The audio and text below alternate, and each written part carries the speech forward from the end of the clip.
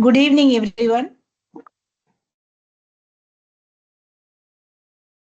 Good evening, respected dignitaries, esteemed resource person, and dear participants. On behalf of the Department of CSE Data Science, MITS deemed to be university, I warmly welcome you all to today's sessions of our AICTE sponsored 6-day online FDP on smart and sustainable waste management using IoT and data analytics.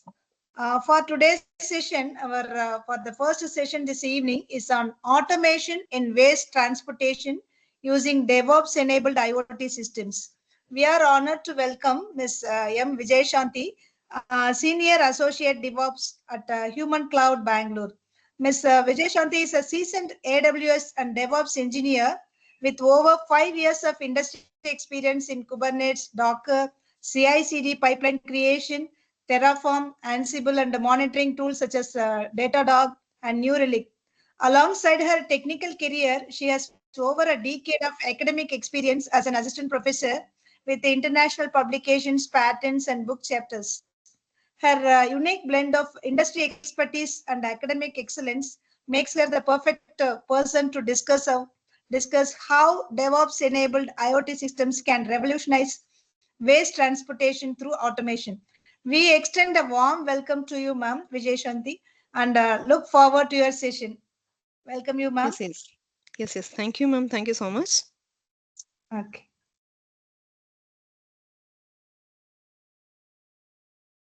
You can share your screen, madam. Yes. Oh. Yes. Screen.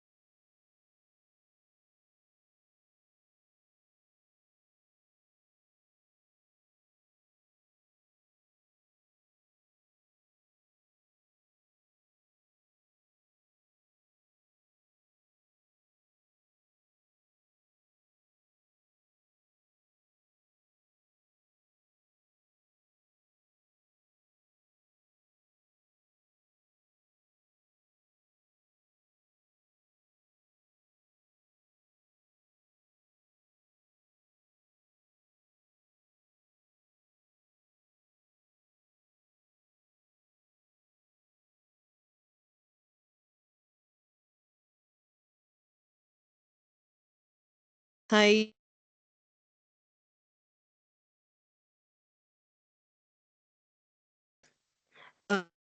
Just want to ensure from my side, is my screen is visible? No, madam, not yet shared. It is not visible. Yes.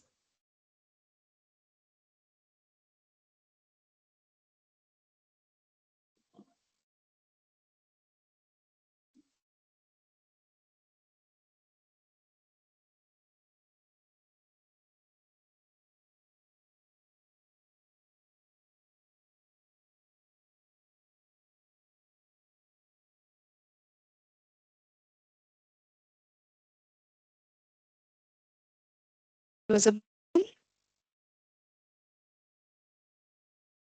Hi, dear. Can I want? Your voice also getting break, madam, and screen not at seen. Blank screen only it's displaying. It is from my side. It is showing Yes, only. now, madam, now it's okay. Now you can see. Acha, just maybe a network delay problem. And is my voice okay, ma'am? Yes, ma'am, you can proceed. I can proceed, no? Yeah.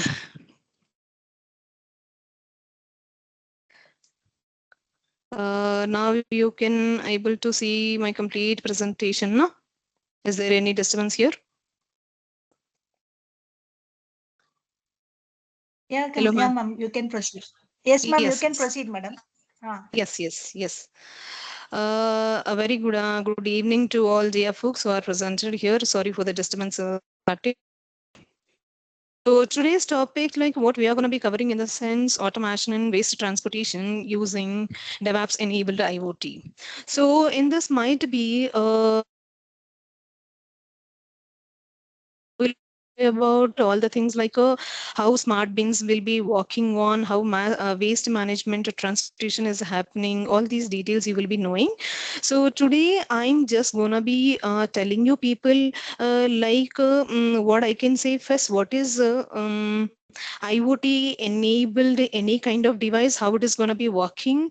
With respect to our topic, today we are gonna be seeing about the smart bins only. The smart bins in the sense if a bin is enabled with IoT, how it is going to be working in background, that we are going to be seeing as a one stage. And other stage we will be seeing like if it is enabled with the DevOps, then how much fast it is or what are the fetching points or benefits with that. That thing also we will be seeing.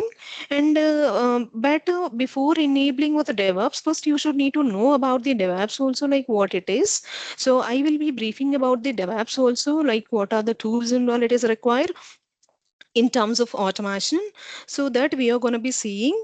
That is the second part. And finally, we are coming with something like how to do now the automation in waste transportation using DevOps enabled IoT.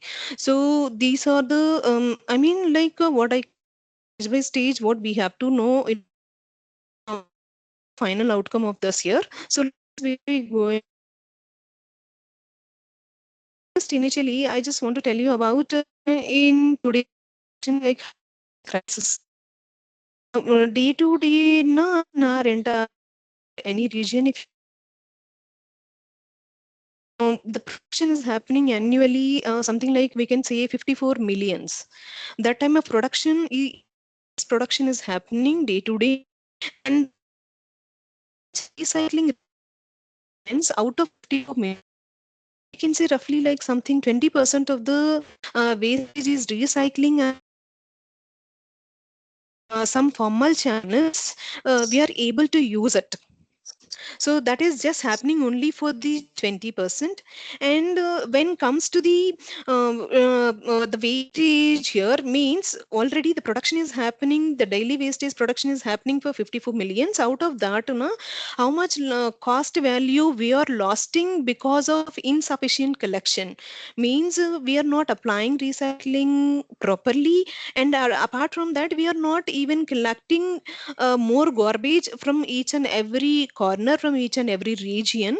So if you consider that aspect, then how much billions of amount we are wasting, in the sense roughly we can see 62 billions. Suppose if you are going with the traditional approach without having any smart thing, if you are going with the traditional approach, then it is going to be depending on manual monitoring. Manually you have to do monitoring on each and every road, in each and every city, in each and every state, in each and every country. Likewise you have to do manual monitoring. Maybe I think you can now assume, is it going to be possible now in current situations? Definitely it won't be possible. And inefficient routing in the sense what we can see means in a manual monitoring, some of the ways or the roads or some of the places or regions we must in terms of collecting the garbage. So like this there are so many drawbacks with the what I can say here, using like traditional e-waste transportation. So in order to overcome all these things only, first we are making it as a smart, and after making it as a smart also, how to make it as a automation, that we are going to be seeing here. Okay. And then a DevOps enabled IoT solution architecture, later I will come to you. Why? Because prior to this, now you should need to understand what is meant by first of all DevOps. Then only you can enable with the IoT solutions. Here two things we require. What is DevOps and what is IoT solution, and how you are integrating these two in order to get the automation in the entire process. Okay. Next, these things I will come later. But before that, I just want to explain these things also. Yeah. Now, so what is the meaning of a smart garbage monitoring system using Internet of Things? First, we are going to be seeing about IoT. So in this, what are the components we are going to be using? How all these components are going to be connected in order to communicate something? Those things we are going to be seeing, and after that, we'll come back to the DevOps here. So now, so in means like what I can say, in today's generation, in today's era, what is the biggest problem in the science? One of the main concern here is with our environment. No, there will be so much solid waste management. If it is more, then it is leading to the health and environment of the society. Means it creates the problem with the health and then environment of the society. If we are having so much of solid waste in our regions or cities something, so in order to avoid all those things, in order to make our city clean or green clean something, so what we have to do in the sense, we have to detect and monitor and manage the waste. Okay, so how we are doing in present situation, in present era, that is very important. Whether you are going with the traditional approach, or whether you are going with a smart approach, or whether you are going with the automation approach. So like what kind of approach you're going to be following. Okay, so already we saw like what are the problems with the traditional way here. So those things now we are going to be seeing like how to overcome. Now, if you see what kind of solution using IoT we will be giving here in the sense, so a real-time indicator will be there for a bin in order to know about the garbage level. So that majorly we will be considering. So I mean based on that point, so later on all how we will be clearing all those things. So that we are going to be seeing here. So coming to the I means like what are the different components which we are going to be using in this entire process in the sense. So first we can say ultrasonic sensor, next is Wi-Fi shield, and next is microcontroller, and then next is connecting wires. Okay, so these are the things we require. So now we are going to be describing about what is the role of each and every component and what it is going to be doing here. Okay, so first we are coming to the ultrasonic sensor. So this ultrasonic sensor now, it will be just fixed inside the what I can say, the lid of the bin, facing towards the trash. Okay, so how it is going to be fixing in the bin in the sense, in the dustbin in the sense, to the lid it will be fixed, but the sensor will be focusing towards the garbage inside the bin itself. Likewise, it will be fixed, and then later on, how we are going to be sensing whether that garbage has been filled or not. Okay, now I'm talking about how a smart bin is going to be prepared. Okay, so the sensor head, what it will be doing here is it will be emitting an ultrasonic wave and receives the wave reflected back from that target. Means now you can consider here, 1 minute.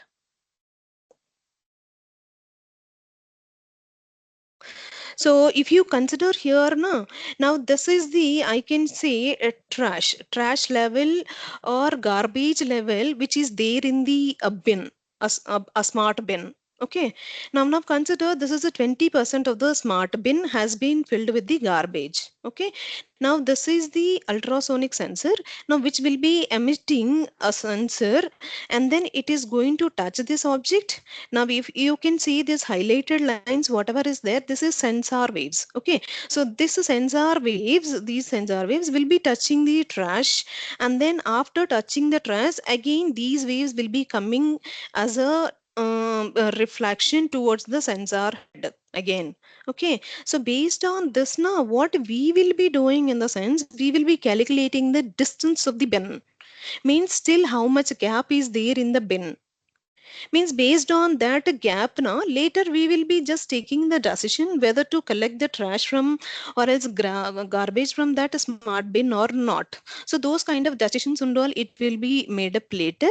But right now though, what this ultrasonic sensor is doing in the sense, it is going to be emitting some sensors.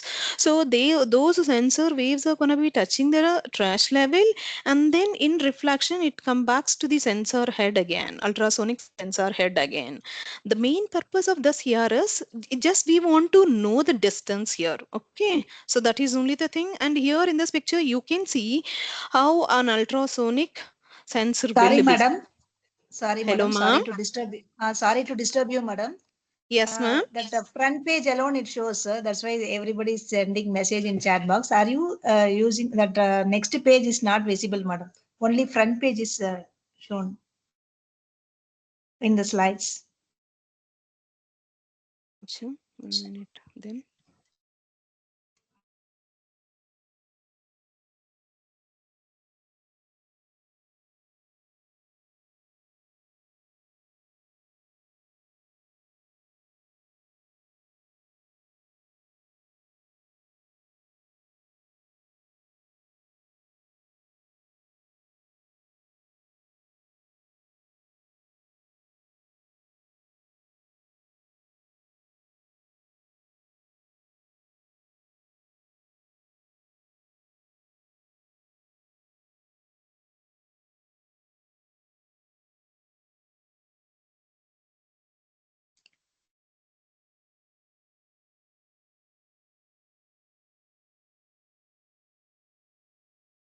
Ma'am, next page is okay. Yes, madam. Is it coming now? Yes, madam. Yes. Acha, okay. Okay.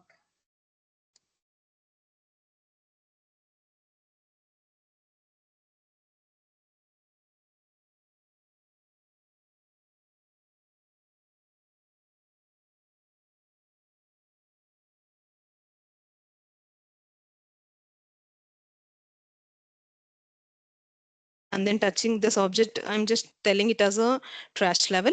So which will be those sensor waves, whatever it is emitting from the ultrasonic sensor, which will be, uh,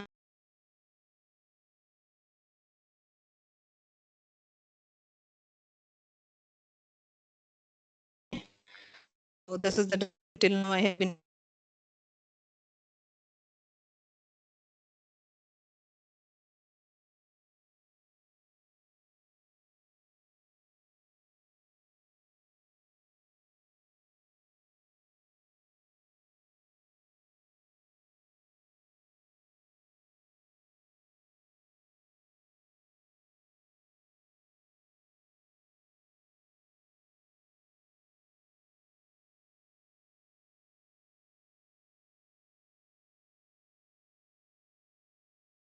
You can give me a text also. Hello. Madam, so far we couldn't hear anything. I think some signal problem also for you. The voice also getting break and now we Acha, couldn't hear ma'am, anything. my side this mic is on only. Hello, ma'am. Ma'am, are you Yes, able to madam. hear? Now we can hear, madam. Earlier we couldn't get it. At least whether the slides are going? Now, no, madam. Yes, now we can see. Now, are you able to see the slides? Yes, madam. Yes. Acha, now is my voice okay, ma'am? Any Okay, problem madam. in my voice? Now we can hear, madam. Yes, ma'am. Yes, ma'am. Yes, dear folks, next we are discussing about the Wi-Fi module. So, for what sake we are using this Wi-Fi module in the sense, based on the naming convention itself, you can understand something like, in order to make the communication between the, like whatever we have been discussed previously, this ultrasonic sensor and then one microcontroller will be there. That is something like Arduino kit. So, in order to make the communications between these two things, we will be using this Wi-Fi module. So, the diagrammatic picture, how it will be like, you can able to see here, and then it supports some AT commands also, so you can see all those pin configurations like how they are arranging on this particular board. Okay, now you based on this now you can just remember it is a Wi-Fi module which will be helpful in order to make the communications between the ultrasonic sensor and then microcontroller. Okay, for that purpose we are using this ESP8266 Wi-Fi module. Okay, Next, coming to this is our major thing, Arduino kit, which we will be calling as a microcontroller. Okay, so finally that smart bin is going to be connected with this microcontroller, and this microcontroller will be receiving all the signals, and based on that signals it will be sending some communication messages, and which will be saving in the one database finally, whether we can collect the trash from that bin or not, something. Okay, so for that sake we are using this microcontroller. Okay, so you all the I mean till now we have seen all the individual components what they are doing. Okay, now how the methodology and how the procedure is going to be happening, now we are going to be seeing here. Okay, so you know the purpose of ultrasonic sensor, like what it is going to be doing, right? So it will be placed inside the lid of the dustbin, and then it will be facing towards the trash, and then this microcontroller will then sends some messages to the ThinkSpeak with the help of Wi-Fi module. But prior to that, an ultrasonic sensor will be sending the signals to the microcontroller. Okay, using some Virtuno Android app, we will be monitoring the sensor and then controlling the all electronic devices via Bluetooth over here. Okay, via that app. So this is the procedure finally where we can see our outcome whether to collect or not, in the sense here in a ThinkSpeak database you can see all those information. Okay, now here you can see the architecture diagram for this. So first ultrasonic sensor, it will be sensing the trash level, and then later it will be connected to the microcontroller via Wi-Fi module, and then it will be sending to the ThinkSpeak. Finally, where that information will be stored in the sense in the Android app. In this app, finally, you can, from that sensor, you will be receiving the message. Okay, so here ThinkSpeak is a gateway which will be working as a DBA also to send the messages. Okay, now this is the flow here. Suppose if many bins are there, how those many bins are going to be sending the information via that gateway to the some Android app. Okay, now this is the methodology. And then for this Arduino, whatever I have been showing you, this microcontroller, how the connection diagram is going to be happening. So that they are showing over here. And then the working model, this is very important. Okay, so when the garbage is empty, so whatever the microcontroller we are using, in that LED will be in green color, means green LED will be on if the when garbage is empty. Suppose when garbage is full, then red LED will be on. Now these are the indications for us. From this, using Wi-Fi module, and then that is ThinkSpeak's gateway, it will be sending finally the information to the Android app. Likewise, it will be happening here. Now this is the microcontroller as we saw already here. Now this one, Arduino, you know. To this, it will be sending all those signals. From there, now finally it will come to the Android app. Now this is the working model we are having. Okay, and then what is the advantage? This is very, very important. This point, this slide is very, very important, dear folks. Why? Because based on this only, finally how automation is going to be happening, we will be discussing finally. So our thing is what? Automation in waste management using DevOps enabled IoT.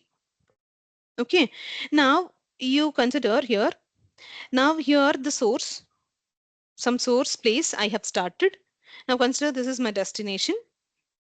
Via on this path, these are the bins I'm having.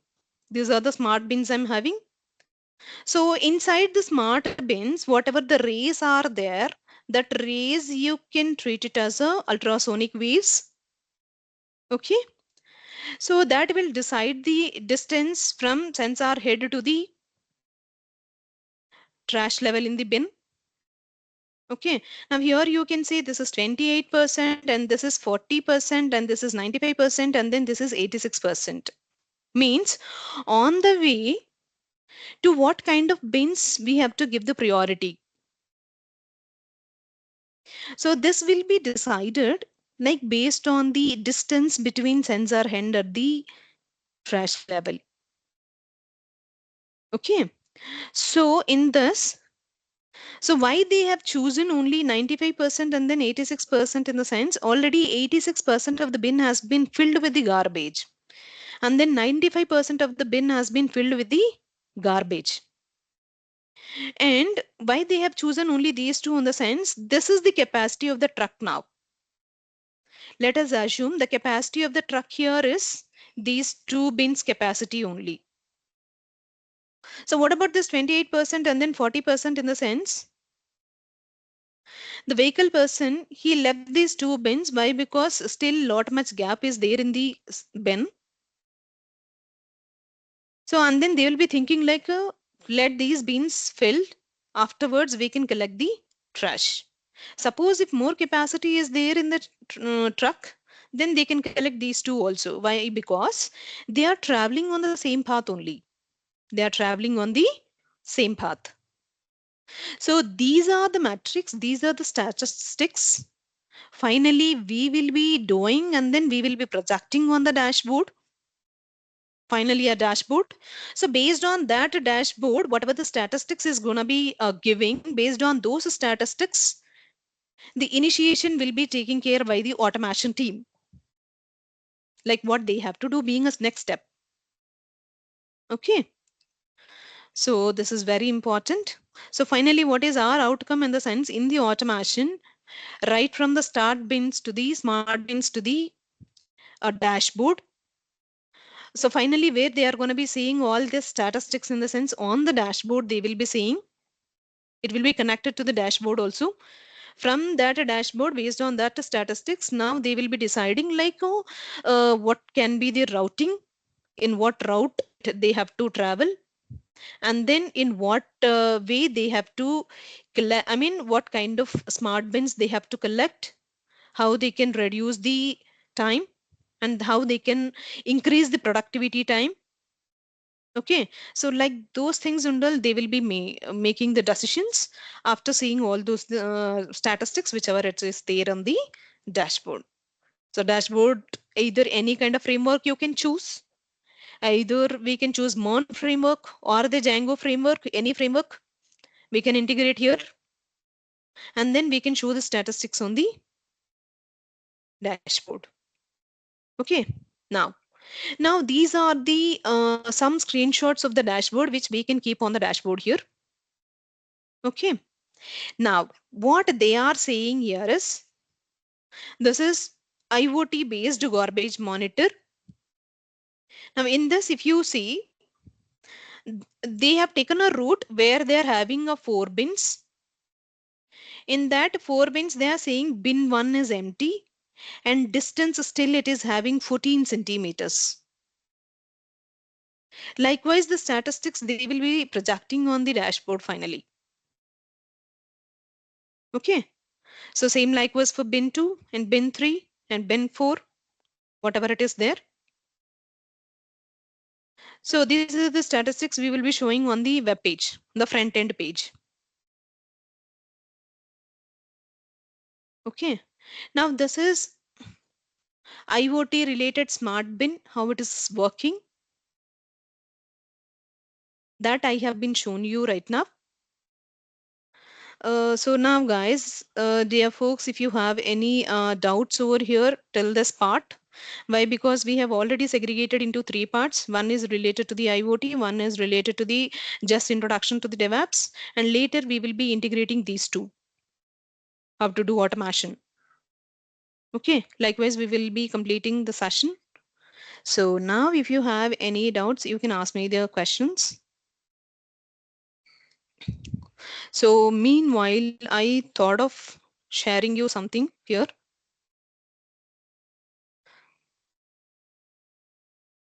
Guys, everyone, um,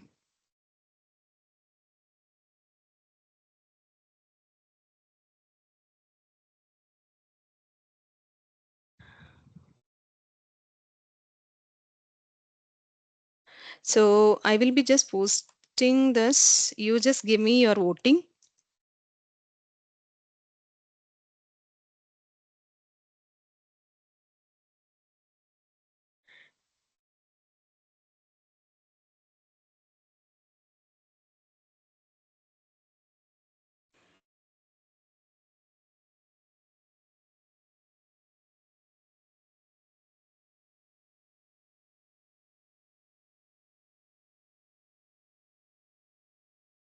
Manjula ma'am, are you there?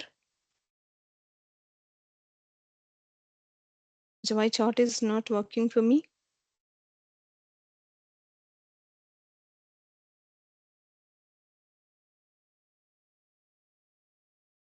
Achha, fine. This chart is not working with me.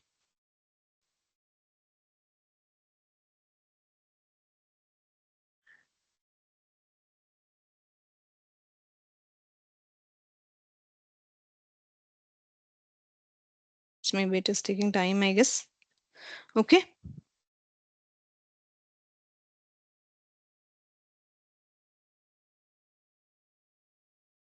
Now, dear folks, are you able to see the screen? Guys, any problem in the screen? No, No, no, ma'am. nothing. Achha, are you able to see the screen now? Yes. Yes, ma'am. Yes. Yes, yes. So now after Yes, this, ma'am. Screen is visible. yes, ma'am. So after this, we are going to be seeing about DevOps. What is meant by DevOps?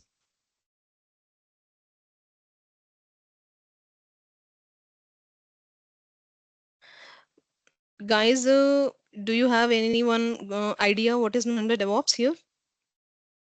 If you have an idea, you can tell me. Any idea? Yes, ma'am. Yes, ma'am. These are development operations Okay. which will use for continuous integration and continuous deployment. Yes, yes, sir. Thank you, sir. Yes, sir. Any other? Any other want to participate here? That's fine. I'll only take this. Okay. Yeah. So, what is meant by DevOps? Based on the terminology itself, you can understand something here. It is developing or developer plus operations, developer team plus operation teams. So that is the combination. You can see here. You can see here there are two things. One is development part and other one is operations part. Okay. So what both of them are going to be doing in the sense. So what is mainly it meant for means in order to remove the gap between developers team and then operations team. But prior to that, you should need to understand. So what are the tasks which are going to be carrying out by the developer team and what are the jobs which are handling by the operations team? First, if you understand that, then you can able to understand the rest of the tools what we are going to be using in entire pipeline strategy, that is continuous integration and then continuous deployment. Okay, so what is meant by DevOps? So they were saying it's a culture which aims at removing the communication barrier among the developers and the operations team. So what is that barrier? So what is the barrier in the sense? Now, dear folks, you just assume a situation right now. We don't have any DevOps technology. Okay. Without that, now you have been tagged with any project. So how you will be working with that project being a developer? So what is your role in that? Means, so you will be developing the code. Suppose now any something like any phone pay app or any microservices app where you will be having so many operations.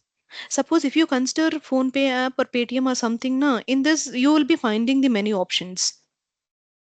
Like what we can see, mobile recharge, we can see an amount transfer, we can see or something likewise. There are so many options in this. So all those things we will be calling it as a microservice.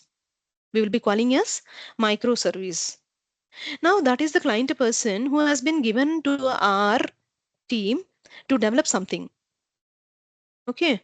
So now what we have to do here is we will be going with microservice level, service by service, and one service you will be implementing, and finally if it is working, then you will be hosting on some other server via either any containerization platform. So that and all is not necessary right now. So being a developer, what we will be doing in the sense, we will be taking up the coding development for one microservice level by level.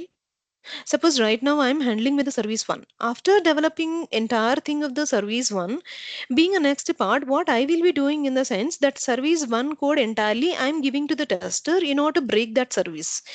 Means is there any loopholes are there or not? Any patchwork do we need to do? In order to know that information and all, you will be later giving to the tester, right?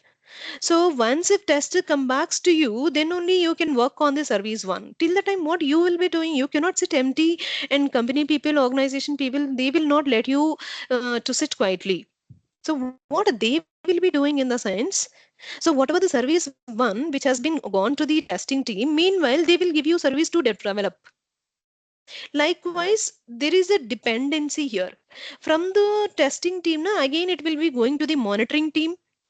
If everything is okay, then only they will be deploying into the production server.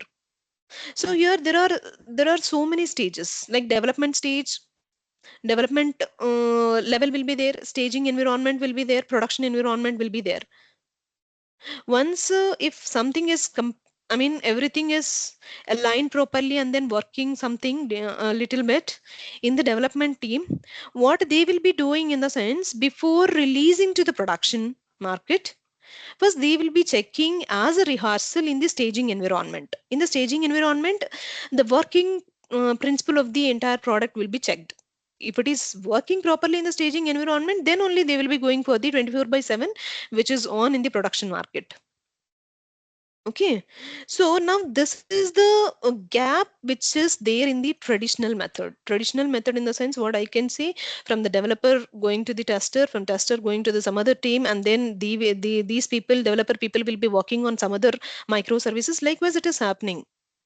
Okay, so now in this DevOps, no, what they are gonna be doing in the sense, as soon as some code has been developed. Usually you might be knowing like in the IT industries and all where the coding will be maintained. Okay. In some common repositories, it will be maintaining called like a version control system, that is a Git. Apart from Git, so many are there. Git, GitHub, GitLab, Bitbucket, like so many are there. Versioning control systems. Okay. So in a central repository, you will be maintaining the code, and then from there whoever wants to work on that project, so they will be associated with the GitHub repository and then they will be working on. So what I mean to say over here is, what is the DevOps importance in the sense, as soon as if you push code to the GitHub, then directly it will be after a couple of hours or after a couple of minutes, if it's a patchwork, immediately it will be available in the production server. Okay, might be, I think now you can able to understand what is the difference between the developers team and then operations team. Means to say here is, from developer to the production, whoever is gonna be involving in the, how many number of middlemans are there here, being roles like tester or monitor. Okay, all those roles are taken up as automation. Okay, so that how you will be ensuring in the sense using some pipeline. Might be at the stage itself you may not be understanding what is fully DevOps, but I'm just giving you only one difference between the developers teams and then operations team. That is, as soon as the developer developed the code and then pushed the code to the GitHub, straight away all those reflections or the production ready, whatever it is there, that product will be available in the market, I'm telling. Okay, so that how they are going to be doing operations team one by one, that we will be seeing now using DevOps entire full stack. what are all there in the entire stack, entire DevOps stack, that we are going to be seeing. Okay. Now these things also you can, yeah.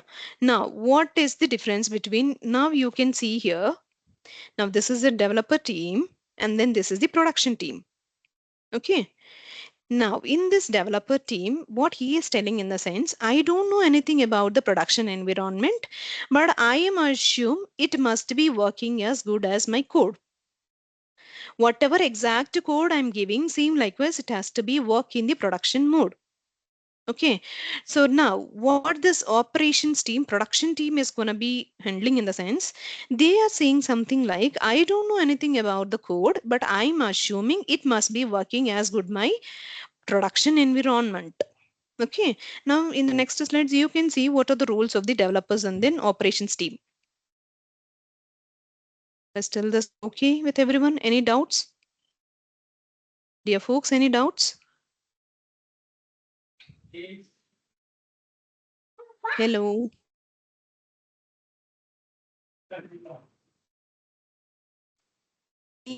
No, ma'am. No, ma'am. Yes, yes, ma'am.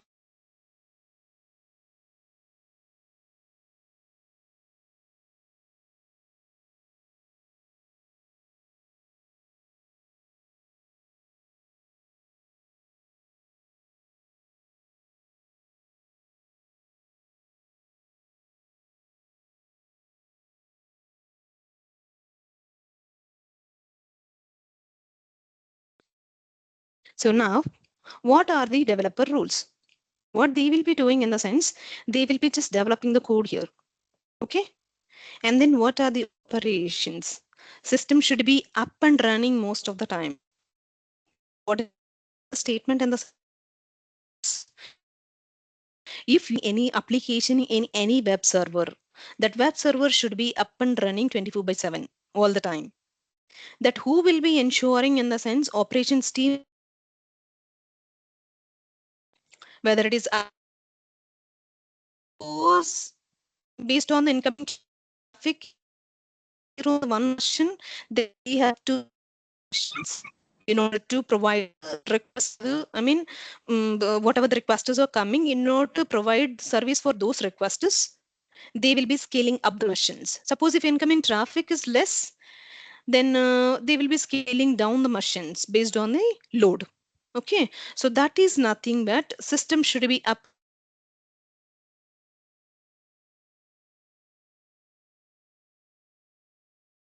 Okay, and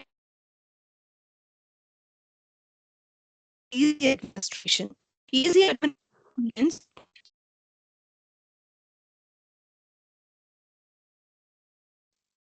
Ma'am, sorry, ma'am. Role you will Ma'am, be taking. sorry. Ma'am, Voice is not clear, madam. That means the breakage is there, madam. breakage is coming. Ah, yes, madam. Acha, okay. It is happening today like this. Fine, ma'am. Ma'am, is it fine? Or still in Yes, ma'am. disturbance? Now we can hear, but in between it's getting break. Acha, okay. Or else I'll go out. Yes, now I think I may feel it is good. I will let you know, madam. Now Audio. you can proceed. Yes, ma'am. Audio not clear? Yes, ma'am. Surely. Yes. So what they will be doing finally in the sense, like whatever the application they are developing or whatever the product they are developing, for all those things till the monitoring stages or maintenance stage, everything will be taken care by the operations team only.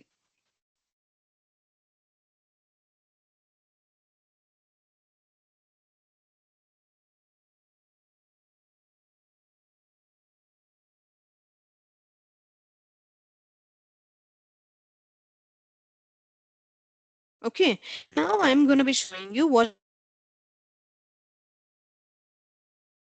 Madam, if possible, you Right. can come out and join again if possible, because again it is getting break.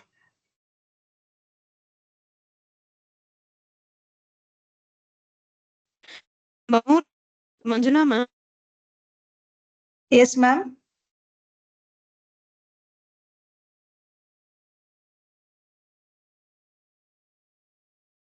Ma'am.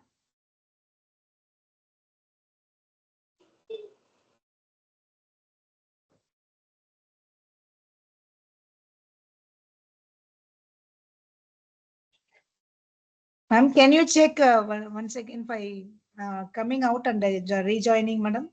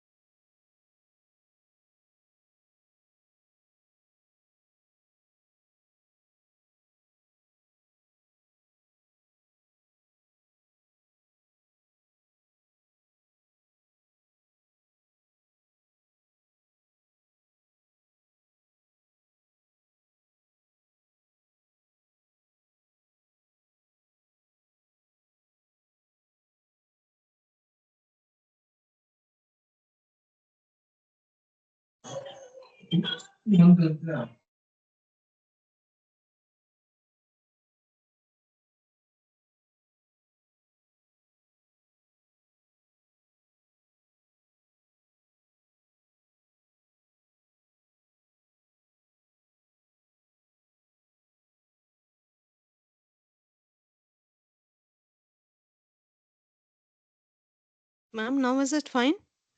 Yes, ma'am. Is it fine now? Yes, ma'am, you can proceed. Yes, yes. Thank you, ma'am. Okay, ma'am.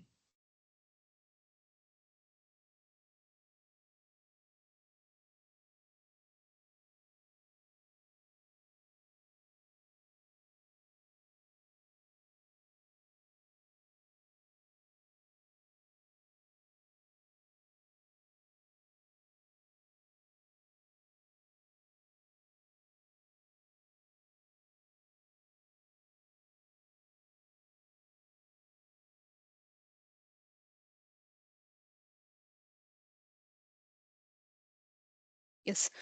Now, hello, dear folks. Just try to understand DevOps lifecycle, how it is going to be taking up. Okay. Yeah. First, what they will be doing is they will developing the code will from the development start actually. Okay. As I already, then it go for the testing. And if at all any cloud provision is required, means from cloud side, if at all if any infrastructure is required, that we will be doing. And then configuration. Apart from cloud, if you want to have any configuration management in the on-premises also, that you will be doing here. And then finally, after doing all these things, if everything is fine, if everything is okay, you will be deploying to the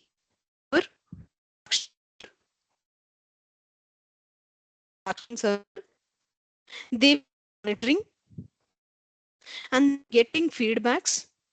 Means feedback I can say here is if at all if any problems are facing by the end users, like something I can say for the sake of example, if the website is down like more than 10 seconds or 15 seconds or something like that, if at all if any issues are facing by the end customers, so those feedback and all they will be collecting.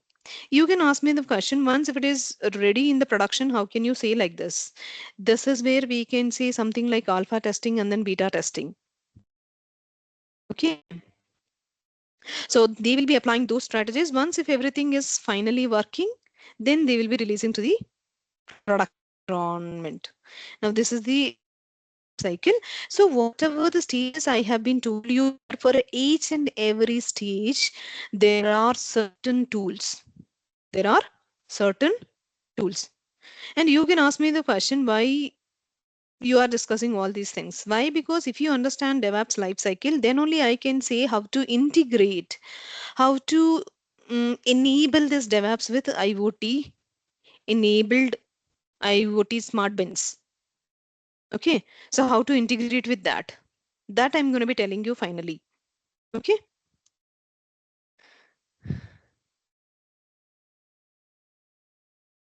Now, this is very, very important. DevOps tools and technologies. So this I can say in simple terms.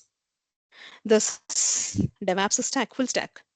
In this DevOps full stack, so what are all the skill sets or the tools we are using in order to make CI/CD pipeline? So you may be knowing what is meant by CI/CD pipeline, continuous integration and then continuous deployment. Okay. So based on the naming convention, again, you can understand something, continuous integration. What is continuous integration? If you continuously push the code to the GitHub. Okay. So that we are calling it as a continuous integration. And continuous deployment means, so as soon as if you push the code into the GitHub, from there it will be, I said actually already, it will be ready into the production environment, right? So that is nothing but the continuous deployment. Means final working product will be available in the deployment stage. Okay. So for that, in order to prepare what to say a pipeline from integration to deployment, in between, what are the skills or what are the tools of related to the DevOps stack we are going to be using? Now we are going to be seeing one by one here. Code repositories, SVN, and then Git. This is source versioning number system. Okay. Or else the source version control systems also we can call VCS, version control systems also. So in this, they have taken as an example tech stack, that is Git. Might be you will be all knowing about Git pages and all, like how it will be. Okay, fine. Now, after that, first initial thing is Git repository, and after that, build tools.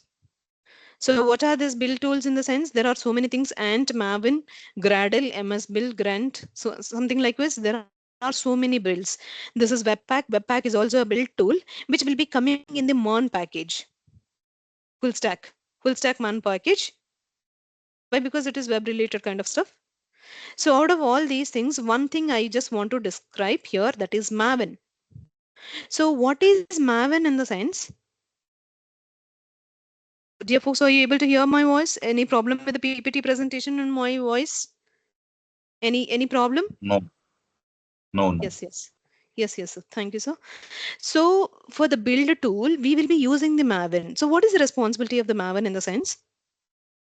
Dear folks, you can understand something like to the clients now, whatever the project they have been given to us in order to develop, usually the company people, whoever is developing the code, they will not give a source code directly to the client.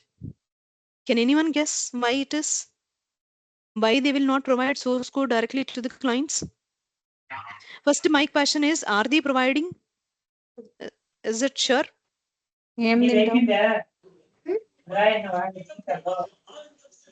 Excuse me. Hello. It's not open source, no, madam. Yes, sir. Any other reason? It's not open source. Yes, sir. So, being a developing person, being a developer company, okay, we will not give a direct code to the any of the client. Why? Because now we will always give them the a bytecode version, machine language version, machine understandable language version. That only we will be giving them direct source code. We will not be giving them. Suppose.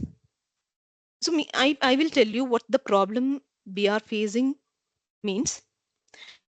Suppose if you are giving direct source code to the client person, initially for developing that product or service or any other thing, we will be charging them more. Okay, if they feel like that we are charging more and it is sometimes it is unbearable, that time if we provide them the source code, now what they will be doing in the sense with that source code later on, if they want to add any features for that, any additional features for that, that time they are going with the some other companies in order to develop. That time we cannot build our revenue, that time we cannot promote our business. Okay, so because of that, what that is one reason, that is we will not give them the source code directly, but we will be giving a working product to them. We will be giving a working product to them. Okay, so that too, how we will be sharing the code to the client companies in the sense. So whatever the repository is there in Git, whatever the Git repositories are there,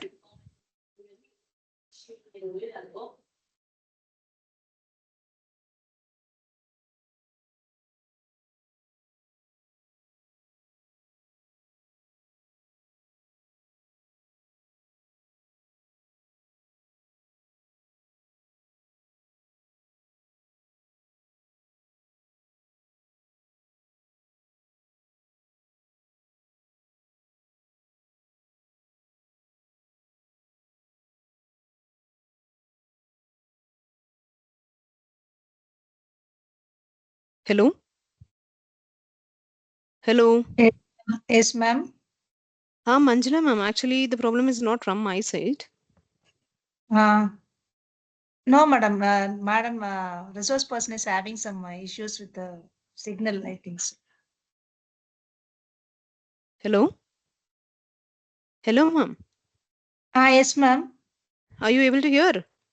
Yes, No, madam. previously some voice is coming from your side only. Yeah, that's why I muted, madam. Now. Yes, yes, That means I I have also got given. muted.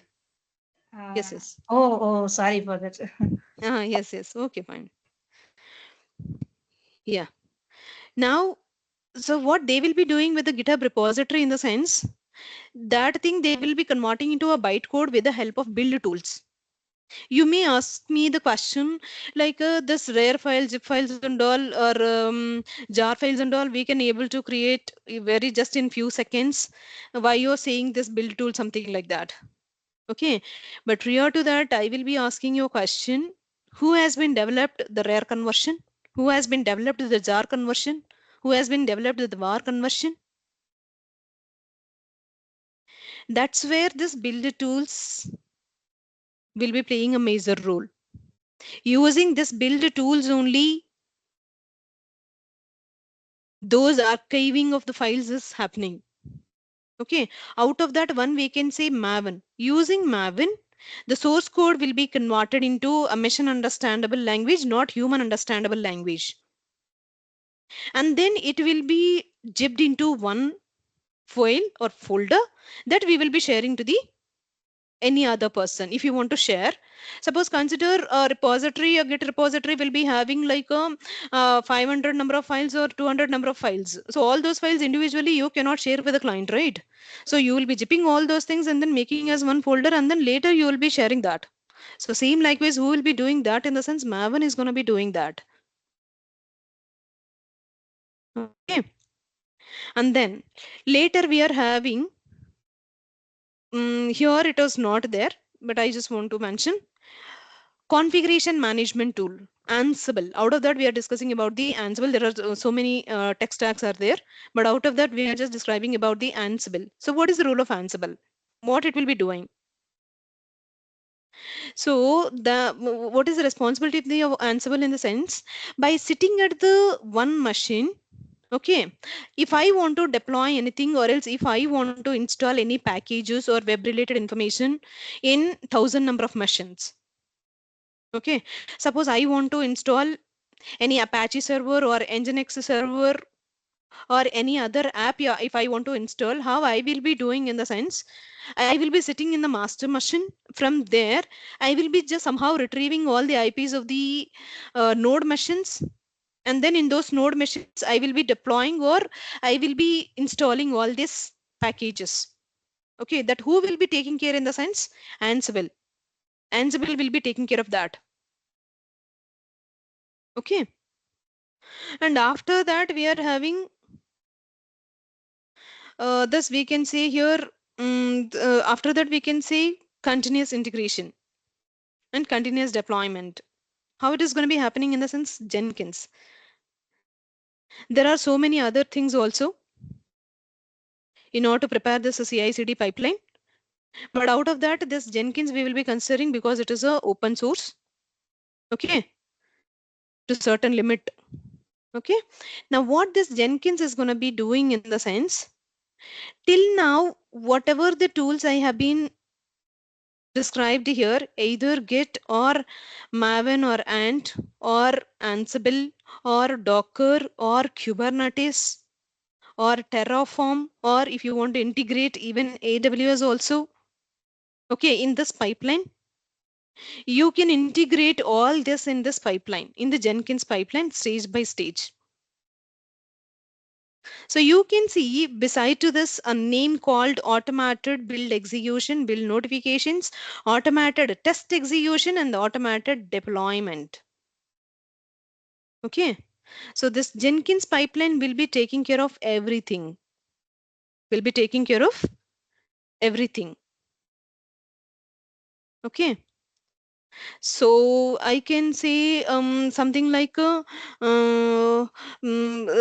a automated code infrastructure or automated infrastructure, how to make it. Means suppose consider AWS cloud environment. In this cloud environment, might be you could have seen the dashboard also, like how it will be having multiple regions, multiple locations it will be having. So in this multiple region, suppose consider, now let us assume I want to have a same kind of infrastructure. Means consider the infrastructure having two EC2 machines, two VPC, okay, and then three S3. Likewise, I have given certain configuration details here.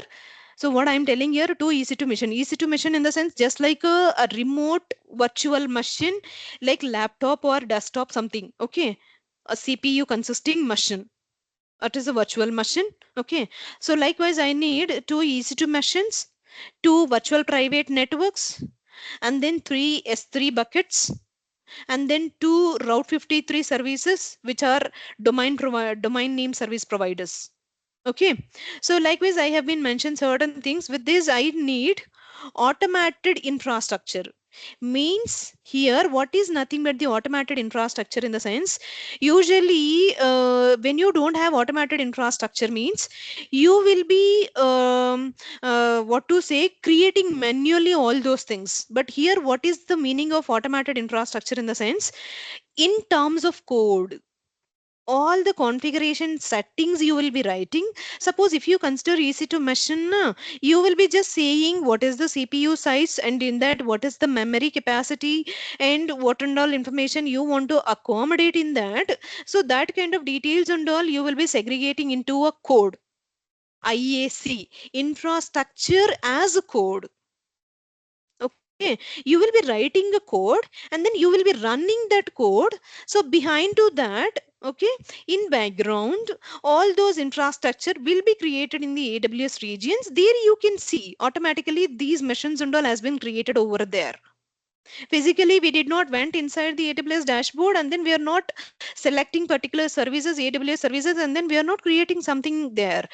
We are just writing in a one document a piece of code, and then you are running that code. Based on that, in background, all those infrastructure has been created in the AWS machine. Suppose same kind of infrastructure setup I need in the multiple regions means the same kind of code you will be running in multiple regions. That's it. So that we are calling it as a Terraform or IAC, infrastructure as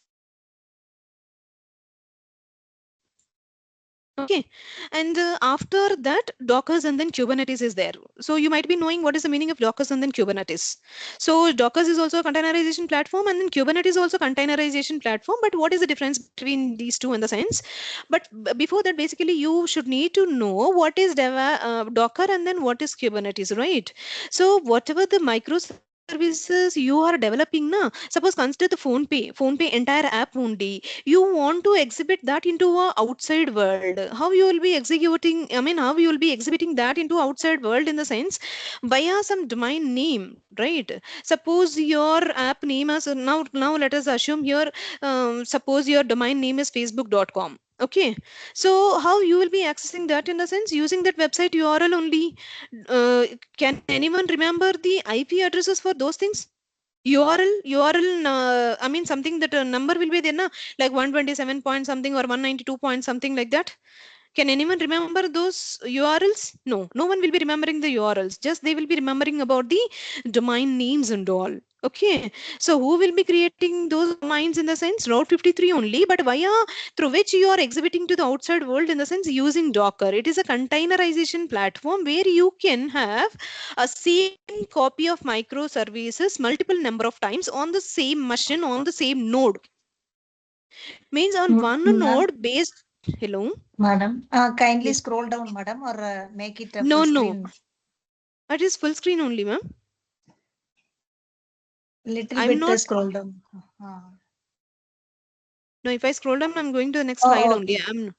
okay. Okay. It's fine. Yes, ma'am. So via some port number, you will be exhibiting all your apps or websites to the outside market. Okay. So now both are same purpose only, like DevOps and then Kubernetes, both are meant for the same purpose only. But what is the main difference between these two, in the sense? Suppose in the Docker containerization, if any machine is going down, okay, hours together, it is not coming up. Okay, so what is the problem in that? Now, once a machine goes down, we cannot recover it back. Automatic scale up is not possible in the Docker, but those things and all can be covered in the Kubernetes here. So that is different concept. So that we'll see later. So this is the difference between Docker and then Kubernetes. Okay, right now, whatever the stack, entire DevOps stack I have been discussed, all these things you can segregate it in a Jenkins pipeline, CI/CD pipeline. So, so based on this, whatever the tools I have been discussed right now, can you people just arrange all these tools in the CI/CD pipeline? Like which tool has to first come, next tool can be what, like that? Can you people arrange? We have been discussed something like Git, Maven, Ansible, Docker, Kubernetes, AWS Cloud, and IAC Terraform also. Can anyone have any guess to arrange it?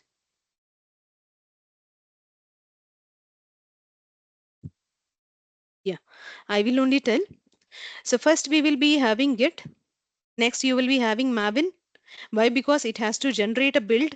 On top of that build, we are performing all the testing part.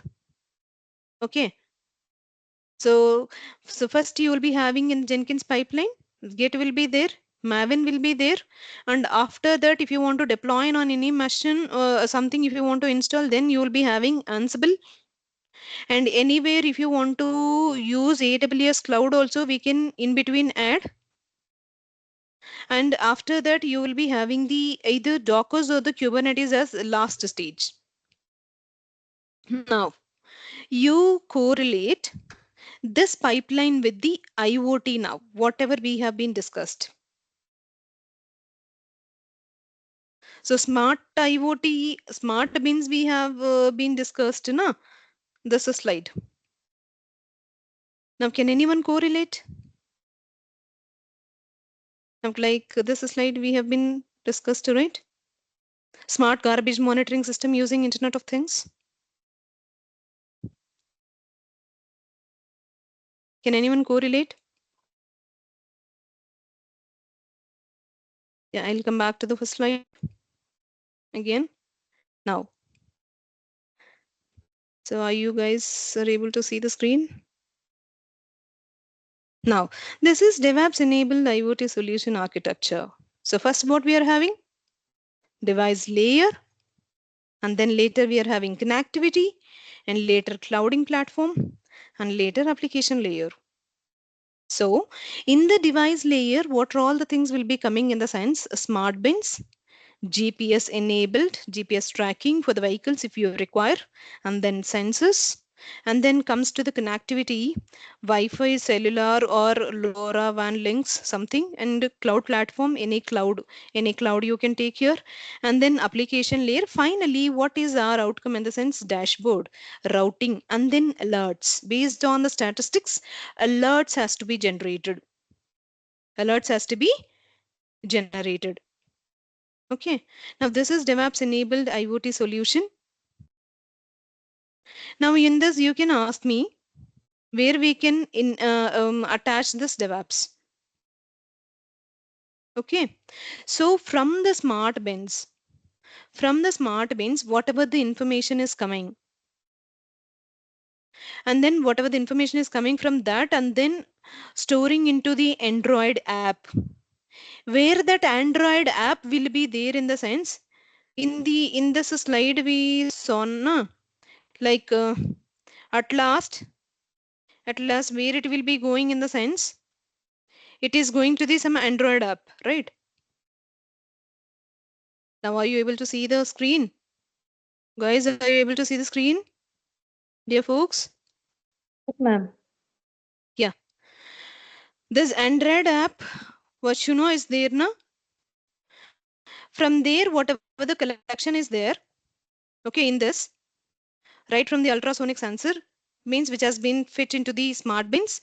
From there, whatever the information has been collected into the Android app, this app details will be there in the AWS Cloud IoT. AWS Cloud IoT, that now we are integrating into Jenkins pipeline. And in the Jenkins pipeline, as soon as whatever the code which has been written for the smart bins in order to check the distance, okay, as soon as that code has been pushed into GitHub, from there to dashboard, all the things we can make it as automat. All the things we can make it as automat here. Okay, so in that way we can see it is DevOps enabled IoT solution architecture. So in what way it is achieving the automation? Achieving the automation. Okay, in order to get the statistics on the dashboard here. Okay, now this is a smart bin. In the smart bin, what are all the, again, subcomponents we will be having? That you can see here. What is ultrasonic sensor? What kind of ultrasonic sensor? And then weight monitoring in the sense, suppose if at all in that wastage itself, if any valuable things left, if at all if any valuable things left, then those things can be monitored in weight monitoring. And then GPS tracking for location of the vehicles, and then temperature and humidity. Okay, these are the statistics finally we will be just projecting on the dashboard, okay, as a final outcome. So now you can see what is the pipeline integration, what it will be doing. Code development, as I already told you here, embedded C for Arduino, and Python for data processing, and React for dashboards likewise. So what and all way, I mean, in which cases and all, in which areas and all coding development is involved, and what is automated testing, and what is OTA deployment. This is very, very important. Over the air updates to IoT devices. This is one option which we have in the AWS cloud part. And finally, monitoring. So monitoring of the dashboard can be done either using Datadog or Neuralink or some other tools. Okay. So especially Datadog is meant for the application performance monitoring tool. How it is performing finally, whether it is giving accurate results or not. Okay, so those stuff and all we can see in the monitoring. So in the real-time monitoring dashboard, what and all will be there finally as an outcome? So live bin fill level monitoring with colored code status. As I already told you, if bin is fill, then it will be in red color. If bin is not fill, then it will be in green color. Right? Next, the GPS tracking of the collection vehicles and environmental condition status, and then analytics. What are the statistics we are displaying on the dashboard? Okay, so likewise. So finally, now I just want to ask you a few things.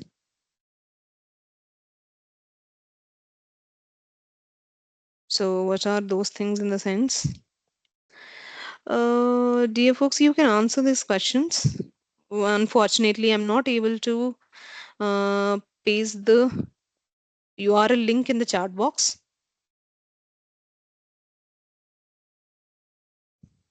Or is Manjula ma'am? Can you check for me like why chat box is not working?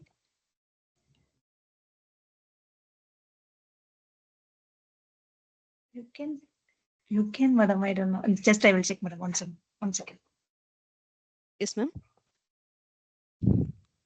1 minute, madam. I will. Yes, ma'am.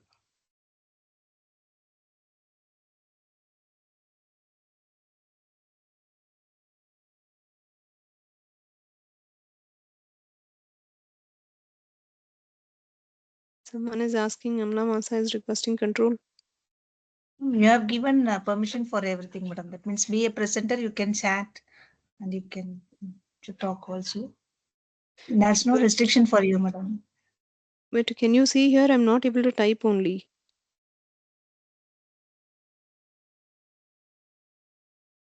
Here, if you see, I'm not able to type only. Okay, fine. Dear folks, just answer this question. No, like not answering the question. You can share.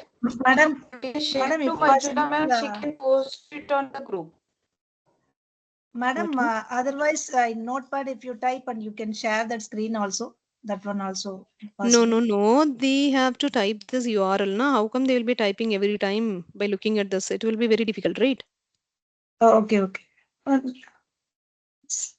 I thought of sharing this question as a link only to them so that directly they can vote for this question.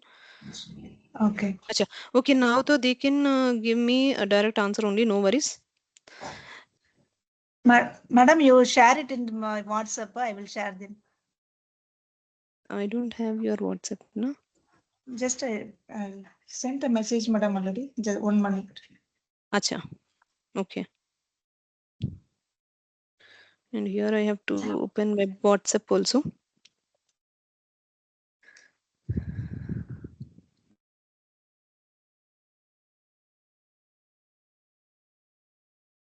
So meanwhile, I'll just stop presenting the screen.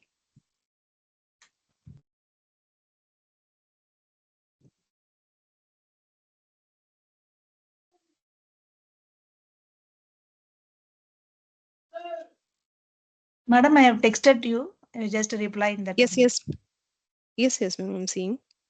Okay. It is loading actually.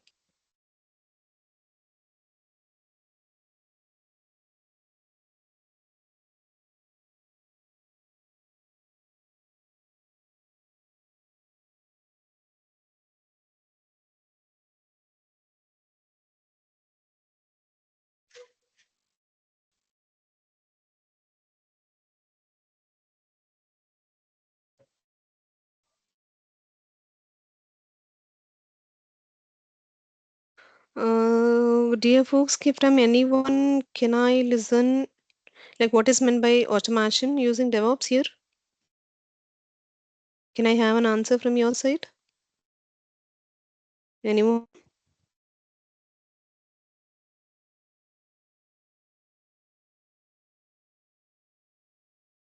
Dear folks, are you people there?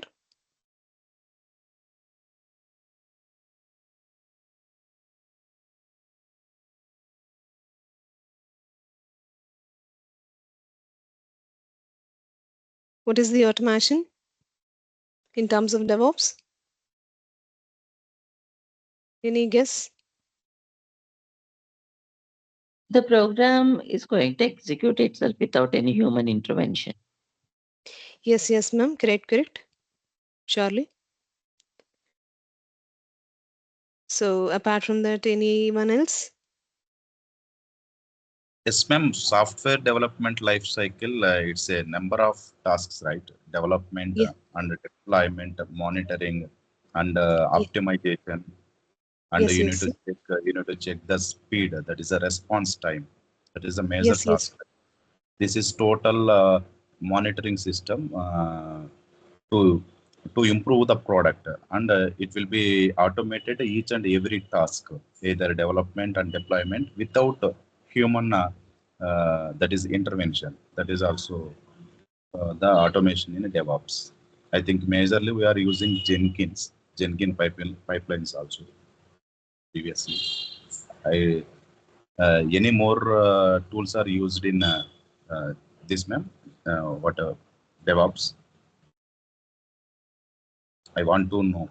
I want to know the any different tools like Jenkins. Hello.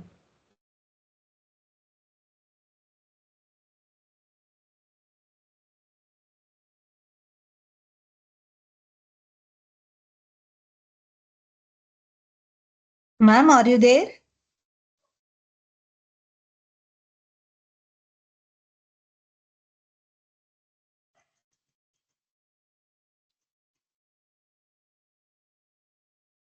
Participants, kindly wait. I think she's having some technical issue only. She went out. Okay. Okay. 1 minute, please wait.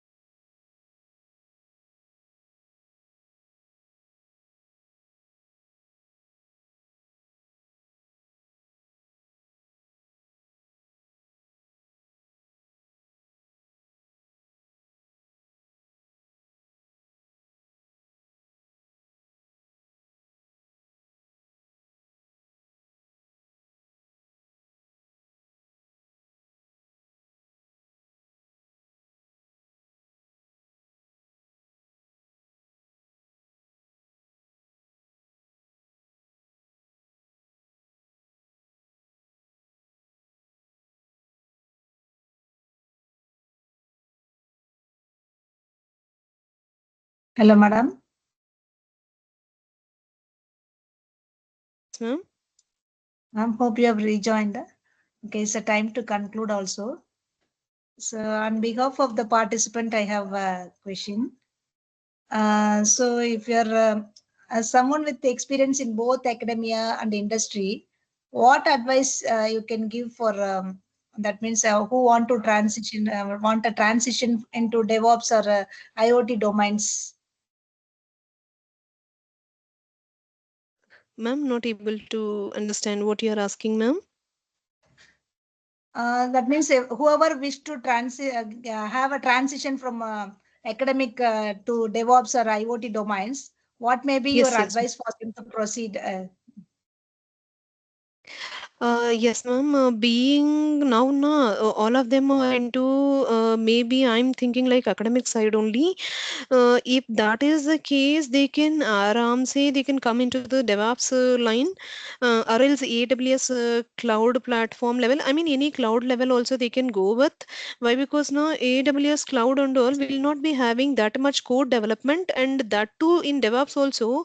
If they know about the just the tech stacks, na the means like how to integrate the tools in terms of pipeline. If they know well, then they can lead their life like peacefully. So any time at any age they can shift into AWS cloud architect level or into DevOps line also. This one thing I can tell them. Oh, okay, thank you, madam. Yes, ma'am. Okay. Thank you so much, Mridula ma'am. Okay. So Thank participants, any you, dear folks, whoever is messaging here. Thank you so much for your time. And hopefully you have understood something, but a lot of disturbances were there. I'm really so much uh, so much thanks to that. Patiently your people are listening. Thank you so much. okay. Okay, madam. We will have a conclusion for this session. Yes, yes, ma'am. So as a thanking note, on behalf of the organizing committee, I extend our sincere thanks to Ms. M. Vijay Shanti, Senior Associate DevOps at the Human Cloud, Bangalore, for delivering an excellent session on automation in waste transportation using DevOps-enabled IO system. Your talk was highly insightful as you have not only explained the concept of smart garbage monitoring workflows, but also highlighted the benefits of smart garbage monitoring systems in improving efficiency and also sustainability. The way you connected these workflows with the DevOps tools and technologies gave our participants a clear picture of how modern automation practices can transform the waste transportation and all. We deeply appreciate you for sparing your valuable time and sharing your expertise with us, ma'am. Thank you. Yes, Thanks a lot, madam. thank you, ma'am. Thank you so much. Thank you. Thank you, Suman sir. Thank you so much. Okay, madam. Yes, ma'am. Send me your Yes, madam. PPT. Surely I will share with the coordinators, ma'am. Here I am not able to put it. Otherwise, in WhatsApp only I could have added. I mean, sorry, in Yes, madam. chat only I would have added. Ma'am, Manjula, ma'am, I'll be sharing all my Yes. PPTs with you. Okay, okay, madam. I will share. You can I will share with share to the them. participants, definitely. Okay. Yes, yes, ma'am. Yes, ma'am. Thank you, madam. Thanks a lot. Thank you, Priya, ma'am. Ma'am, shall I leave then? No, madam, you can wind up. The participants can remain for the next session. Yes, yes, yes, yes. Ah, Thank you, okay. dear folks. All of you, thank you so much for your cooperation till the last minute. Definitely, I'll share all my content material with the Manjula ma'am. From her, you can get it. Thank you so much. Thank you, ma'am. Thank you. Yes, yes, yes, ma'am.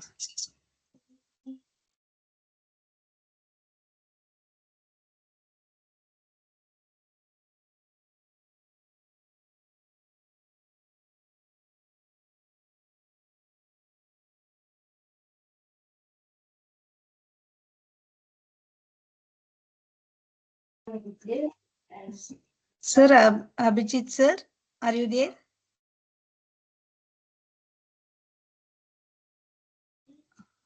Participants, please Hello. wait for a while. Yes, ma'am.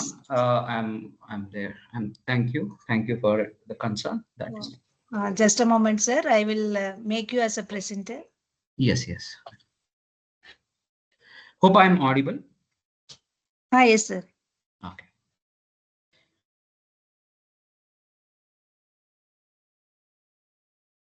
Can you able to share the screen, sir? I'll check, please, because I have Yes. given you Uh, um, permission uh, already.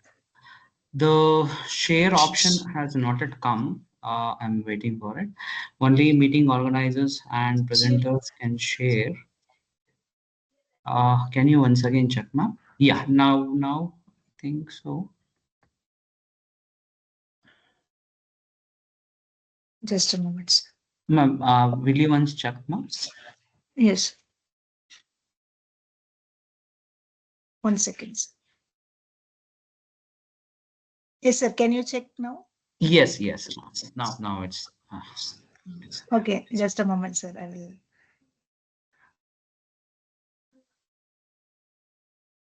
Yes, we can start in a while. I will just introduce your race. Ma'am, I'm sharing my screen. Will you once check whether the screen is visible or no?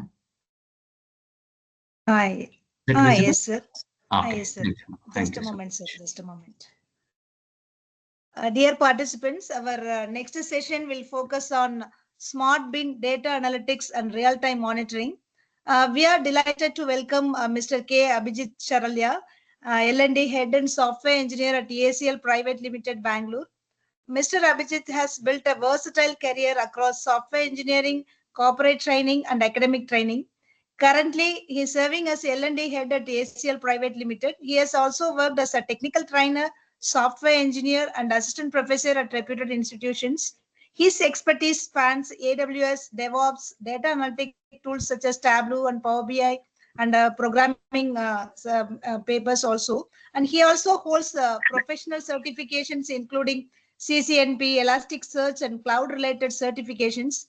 With a strong background in both technical delivery and skill development, Mr. Abhijit brings valuable perspectives on how data analytics and real-time monitoring in smart bins can transform waste management into a more efficient and responsive system. We warmly welcome you, sir, Mr. Abhijit Saralya, and we are Thank you. eagerly looking forward to your session. Welcome you, sir. Thank you, ma'am. Thank you so much. I'm very much glad to be a part of the session. Hope my voice is audible to all the attendees here. Yes, Will sir. you Yes. just once reply me through message, or you can just raise yourself. So let's make a session interactive and learn some hands-on as well. So as in with the request made by the team, I thought of to make it more hands-on, and my concern of uh, PPT will be more of focused with the basic aspects of whatever that is required for today's hands-on. And if in case you require more kind of training to be made, or you want better picture of what exactly we have to go with in further, you can definitely message me, or you can contact me at the later stage. Let me just share my screen to you all. Hope my screen is visible.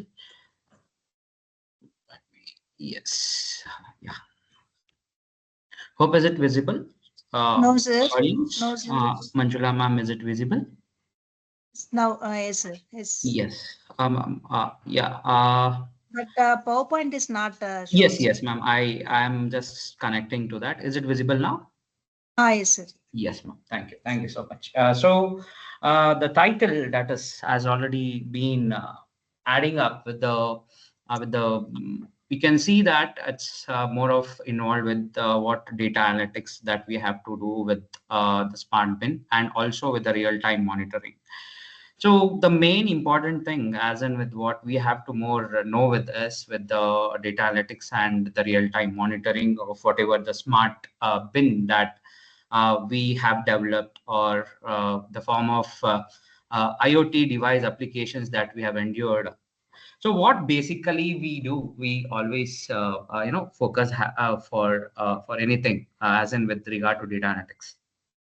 We should know that what initial infrastructure that we have to inbuild for the smart bin, as in what after the initial infrastructure has been built, after integration has been made, after a set of data, initial data are been loading into a cloud, as the previous discussions was more of related to the cloud, as I mean there for the previous session also. For here and for a time being, I got to know that Vijay Shanti ma'am has more of discussed with how to manage all this kind of data that has been entered into a cloud.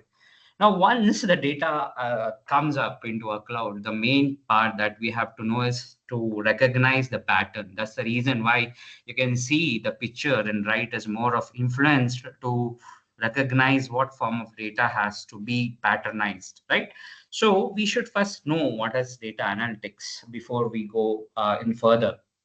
So as you can see, the data analytics is more of to manipulate or extract the useful trends and hidden patterns that is useful for durable insights to make a proper predictions.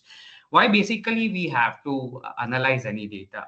There are a set of data that will be coming up, as in any IoT devices that we take will always come in form of time series form of data, right?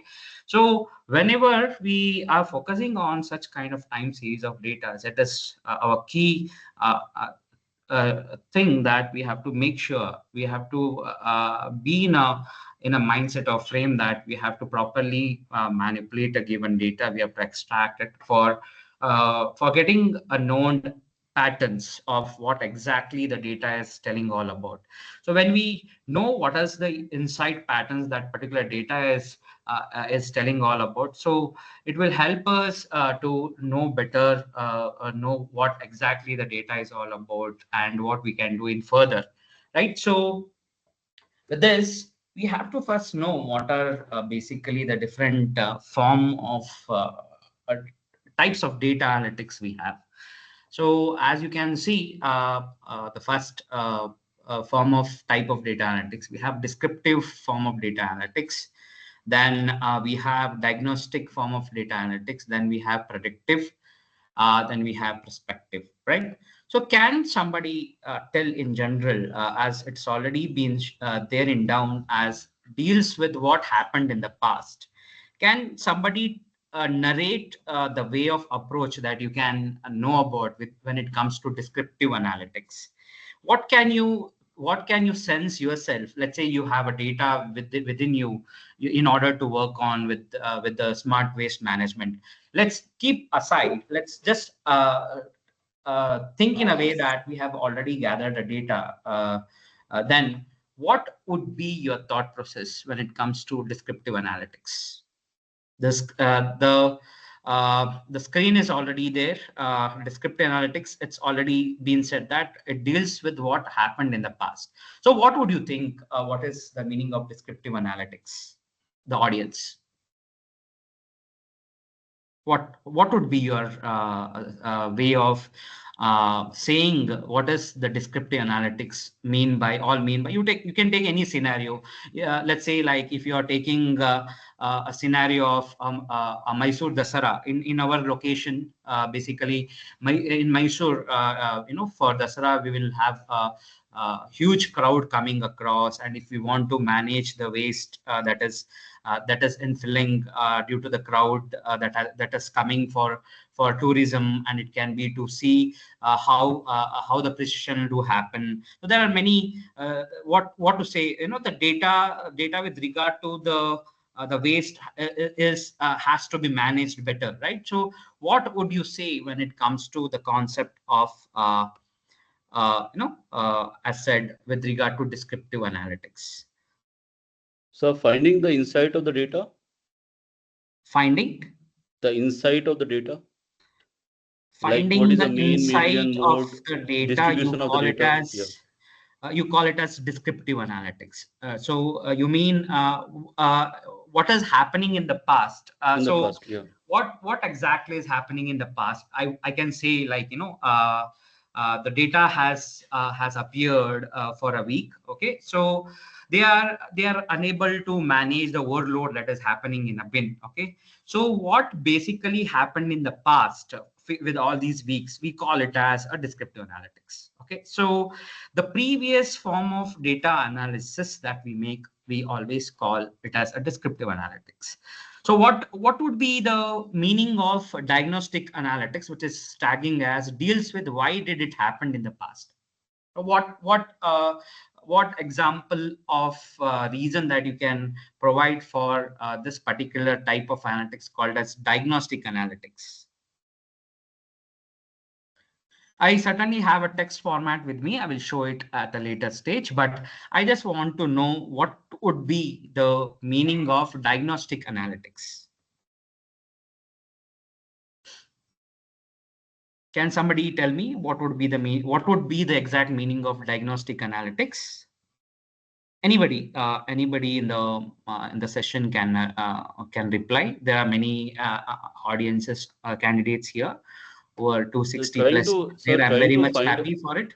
Yes. trying to find out why it happened. Okay, so exactly right, sir. So it is if anything that we are dealing more of as why it happened. So we call that form of analytics as diagnostic analytics, and predicting what better we can do is what we sense for predictive analytics. Diagnostic is, as you said, sir, it is diagnosing as why did it happen in the past, and predictive is nothing but what better, how better can I deal in order to know, or in order to make sure that there is nothing a problem happening in the future. That we call it as a predictive analytics.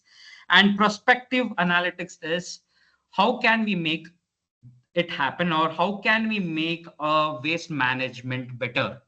That is what we call it as a prospective analytics. So let me just give you some kind of example as you can see here. When it comes to analytical type as descriptive, as already been said, what happened. So what is the current or past situation that I can take? So a very unknown example in terms of English terms, if I have to say, with the Mysore Dasara. In the last week, 70% of smart beans in Mysore Dasaras were filled beyond 80% of capacity. And waste collection truck made 50 trips altogether. That is what we call it as a descriptive form of analyzing given data.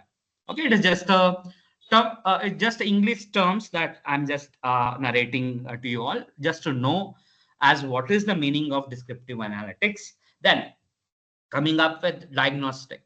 So it says, why did this situation occur? What is the reason why there's they are not able to control, or they might be a reason that they are not able to properly manage the bins that is there in the given place.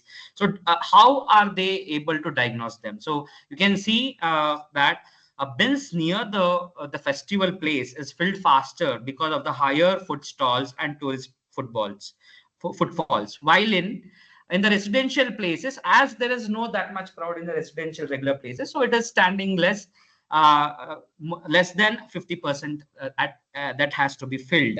So that is what we call it as a diagnostic way of way of approach.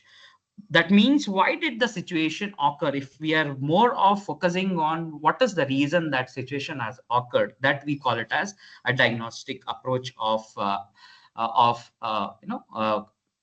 analytics. So what is the next form of analytics that we have, as in a predictive analytics? So what will happen, or what is likely to happen next, that we call it as a predictive analytics. So the framed example in terms of English that is there, it's based on foot traffic data. Bins in the Chamundi Hills area are predicted to reach full capacity, because in Mysore, Chamundi Hill is the very known place where all the people go gather there. They want to see the place. It's the gatherings of the the travelers are more enough. So that's the reason they're saying that based on the foot traffic data, the bins in Chamundi Hills area is predicted to reach full capacity within 6 hours during peak festival days. So Dasara is of course a peak festival day in Mysore. So certainly it's a known a form of example that is more influencing for this type of predictive analytics, right? So the next we have prospective. What is the action that we have to take? That is what is more of dealing with perspective. As in with said, deploy an extra collection truck near the place grounds between 5 to 9 p.m. and increase the bin clearance frequency by 30% to prevent overflow. Why I have given you the statement examples? Because as in when I go in further with the hands-on, you have to relate yourself as in with the statements that I have narrated. Okay, so now let me come to the regular slide. So hope this type of analytics has been clear. So we basically categorize this in 4 forms, that is descriptive, diagnostic, predictive, and prospective analytics, which means descriptive deals with what happened in the past, diagnostic, which deals with why did it happen in the past, and predictive, which means deals with what will happen in the future. And the next one, that is prescriptive analytics. How can we make it happen? How can we make things happen? Okay. So then, if that is the case, so what would be the role of a data analytics? Let's say you have joined a company, or you have been provided a work task in your colleges, as in to analyze a given data. What would be your basic roles that come into picture? Can you just name them? What would be the basic rules that come into a picture? Let's say you have to analyze a student data. What would be the basic form of roles that you indulge with, or you will face when such kind of works are given for you all to analyze a given data?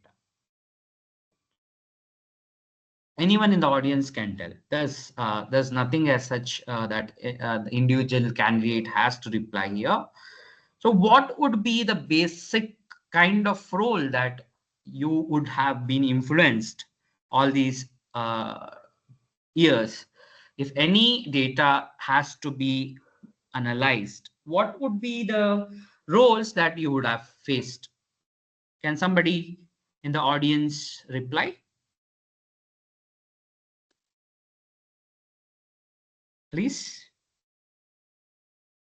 Am I audible? Hope I'm audible to everyone. What would be the role that would have endured during your during analyzing of data? Let's say you have done your research work. What roles you had faced? What consequences that you had faced during your research work? If you have collected some kind of data, what would be that role that you would have played during analyzing of any given data?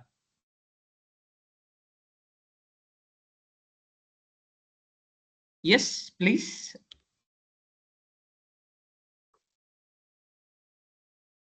Manjula ma'am, am I audible? Yes, sir, you are audible. Yes, ma'am. Thank you, ma'am. Yeah, I am expecting some reply from the audience. So first of all, the main hurdle we are going to face is collection of data. What is the data to be collected for doing the analytics? Okay, thank you, Aruna ma'am. Yeah, the first main thing that we have to focus on is, based on the requirement, what form of data that I have to collect, from where should I collect, right? So we get data from web applications. We will get the data from collective data from many other forms. We get the data from OLTP processing data. We get it from cloud.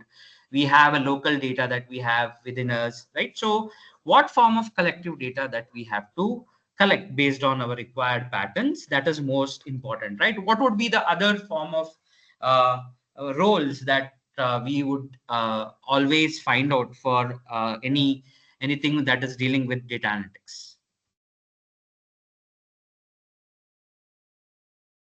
Any other replies? Once we have done with that role, the other role is how to arrange the collected data from different sources. Yes. So how to arrange the data from different sources? So when we collect the data, there might be a chances of some data which is not required for us. There might be a chances of nullified values where the data is not updated. So there is also a chances that there are some data that is missing. Do we require that form of data to be added up for analyzing the form of patterns? So what all are the roles that we endure when we deal with the role with the data analytics? As said by ma'am, most importantly is gathering of data and informations from different sources, and we have to standardize for the proper subsequent analysis to be made. Not only that, when we try to mine the data, it's the most important role of data analytics is managing of data. Once we have collected, We have to know as where we have to store that particular data. Is it that we have to store it in the local machine? Is it that we have a remote services being provided? There do we have to save the data, or is it that we have to load the data in cloud?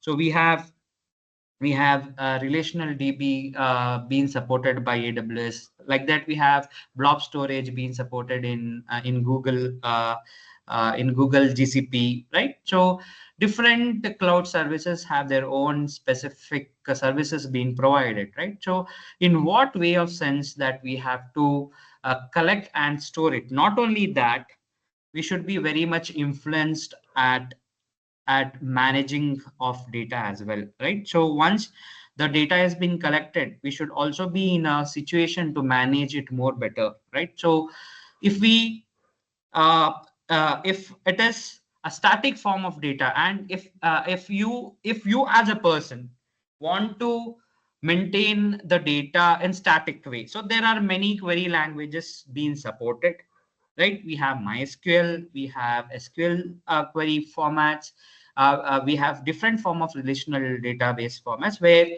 it certainly what happens, we are updating, again we are downloading, again we want to formulate them. So in order to avoid when we have any time series of data, and we have to have a proper way of approach to maintain such form of databases, I would definitely suggest you one form of a query, one form of pattern of database that we call it as influx DB. Please all uh, note it down. It's very known form of database platform where we can load the data which is in form of time series data. So we can maintain them properly. Most of the companies will use this influx DBs in their when it comes to when it comes to more of generalizing the things with the use case scenarios, whatever that is with regard to the requirement. So if anything that has more deal with time series data, so this is the best platform I would suggest for you all to once go through. uh, Fine. So next is, as been said, we have to, after we have gathered the data, then it is a time to analyze the pattern more better, right? So we have different form of programming languages to have a statistical analysis, to know the trends and patterns of that particular given data. In order to make a proper statistical models, we have Python with us, we have R language that we use, we have many other form of languages. Then not only that, so if we want to know a better insight of how the data looks, if we want to have a better insight of how the data looks, the most important thing that we have to know is with visualizing of data, right? So visualizing of data is very key role, not only in terms of having a trends and patterns, also to understand the pattern itself. We have to be very good at visualizing of data. So visualizing of data will help us as what decision making that I can take with the data that we have gathered. So the main focus of hands-on that I am taking up is with regard to the data visualization. So coming up with the next, as in you already know what all the steps that are involved with data analysis. First is to define the data requirement, what exactly the data is required, and then comes with the data classification. How do I have to classify the different form of sources or the attributes that is required in order to analyze the data? Then we have to organize the data more better for a better visualization in further. And these are just basic steps that have been added. There are many other steps. We have pre-processing of data, then we have data we have data extraction features, right? So there are many other forms of steps that are involved when it comes to data analytics. So as already said, what is the key role of usage that helps whenever we do data analytics? One is it improvises the decision making. Not only that, if there is any customer services has to be provided to a given client. Okay, so data analytics will play a very major role for a better customer services. Okay, it will help us for efficient operation, because managing a bin is not is not a small task. Because if you take across a globe, just within Mysore, as taken an example, operating to maintain a bin is not the easiest task. So data visualization and analytics, along with that analytics, it will help us to properly have efficient operation on analyzing of data and maintaining the entire workflow of the application that they have endured there. So then is efficient marketing will also be more helpful with finance to reduce the financial crisis of whatever that is happening across. So these are the key usages of data analytics that I can say when we take into a picture of data analytics. So then this is what a key PPT slide that I have to focus for today's session. As I've already quoted a tag saying a good visualization makes a waste management decisions and monitoring obvious. So what is the meaning of this particular tag? Somebody tell me what exactly this particular tag is all saying about, and this slide is all saying about. The slide is visible. Hope the slide is visible. I want the audience to just tell what exactly this particular slide is picturizing. I keep this for 2 minutes, then I come back to the message chat box just to see what the reply is coming from your end. If there's anyone who want to reply by owning the audio, you all are most welcome. What exactly the slide is telling all about? Actually, instead of representing the data as a text or a table, it will be very Exactly. useful when you represent with the graph. Okay. So what it helps if I create any dashboards or any kind of presentation mode of data? What would help? What it would help in regard to waste management? Segregation of the waste, advantages of segregation of the waste. Okay. So there is that is one thing, exactly as been said by ma'am. What would be the other way of helping out when we try to do a visualization of data when it comes to a waste management? So by the graph representation, we can easily know that for the which sector we have to concentrate more.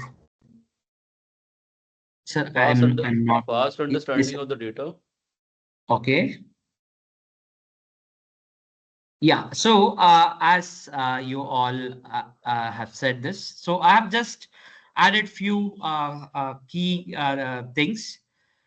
We can just see, what would be, because we have many influential ways of managing, because there is a huge requirement of manpower to manage them. So I have listed one, that is, it helps us to well manage the reduction cost of manpower. That is one thing. The second thing is I have added, as if we have a proper visualizations being made, it certainly helps if there is any miss out of pickups that has been made, because we have faced many a times. You take the food waste to be taken, or any organic waste or metal waste by a person who comes to our nearby places, and he takes, in our case, we have BBMP who take this role to maintain the waste management, right?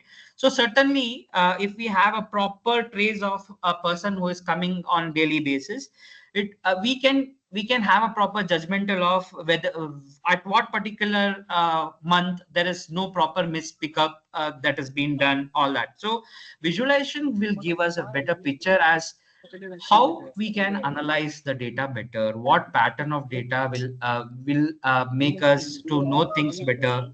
So the next, as already said, we have reduced overflows. We can know at what particular places there is reduced overflows happening up, and we have a proper if we have to control the emission of CO2 that is happening for the reason of the increase of transportation, that also we can have a better picture when we do with data visualization, right? So now coming to the tools that are there when it comes to data visualization. uh, I don't know as whether you all have come across with all this. Please go through this whenever you all are free. There is a tool called Quick Click Sense. Let me just uh, am I having an option to message? Yeah, I have an option. So this is a very known visualization tool which companies usually they are using now. This is one, Quick Sense. Then Google is providing a visualization tool called Looker Lab. You can go through that. Okay, I will just open them whenever I'm free in middle. So we have Grafana as one of the visualization tools which company uses, but very known tool which is in common known to the researchers, which is in common known to the faculties and company audiences, is Tableau and Power BI, right? This has been known visualization applications that has been very oftenly been used by the entire audience, right? So let me start with the hands-on with regard to Tableau. So let's start with some hands-on with related to Tableau. So these are the tools as been mentioned. You can use these tools for free. I know if you want, there are many videos as how we can have a kind of 1 year of key generation, which you can use it to for a year. You can again regenerate the keys for all these kind of tools. They provide the keys for academicians and also for the students to have a research work and practice when it comes to all these applications which I have added in the chat box. So let's start with some kind of hands-on. I have a link with me where the Google Drive link is there, which is having a CSV format, and we have a Tableau desktop version exe file format. I request everyone to install this desktop version of Tableau. Let me just share a link to you all. So hope the link is visible to everyone. Hope the content is also being visible in the Google Drive. So this is these are the two contents that have been added. There's a CSV file and there is a Tableau desktop version. Please install it. If anyone has been using Mac OS, you have to just go for Tableau for, you can just type it as Tableau for students. When you click on Tableau for students, it will guide you up for this particular link called Tableau for students. Just click on it.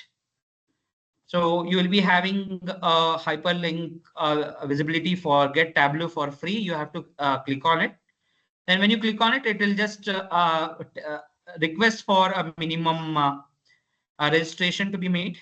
And after you add a minimum registration, when you click on download this app, then it will suggest you, it will request you as what form of operating system you are using. You can select any of the operating system as what you are using. So just download this. And this product will be given for 15 days of free trial version. If you have to activate for a year or so, so we have a community support being provided by Salesforce. Basically, Salesforce is the provider for Tableau. So what you can do is you can just request for academic key version. So you have to again come back here. So you have to there will be a format coming here in the top right for for generating of academic key. So when the academic key is being provided, you can just come to Tableau. I'll just open Tableau now. Just give me a time. Till then, please, I request everyone to download it. The link is already been added. The exe file is already been added in the Google Drive. Hope you all have added the you all have downloaded the exe file format. Sachin sir, I have already added the link in the message chat box. You can just see here. I'm even I'm again sharing the screen where the Google Drive link has been added up. If everyone are able to see that Google Drive link, I expect everyone to just add a thumbs up message for that particular link. I would request everyone to add a thumbs up message for that Google Drive link, because I will know that you all have went through this Google Drive link. So please all download that, then download the CSV file. So now let's go to the Tableau. So what basically we have here is what form of file format you want to load it. Okay, so what format of file format you want to load is being there here.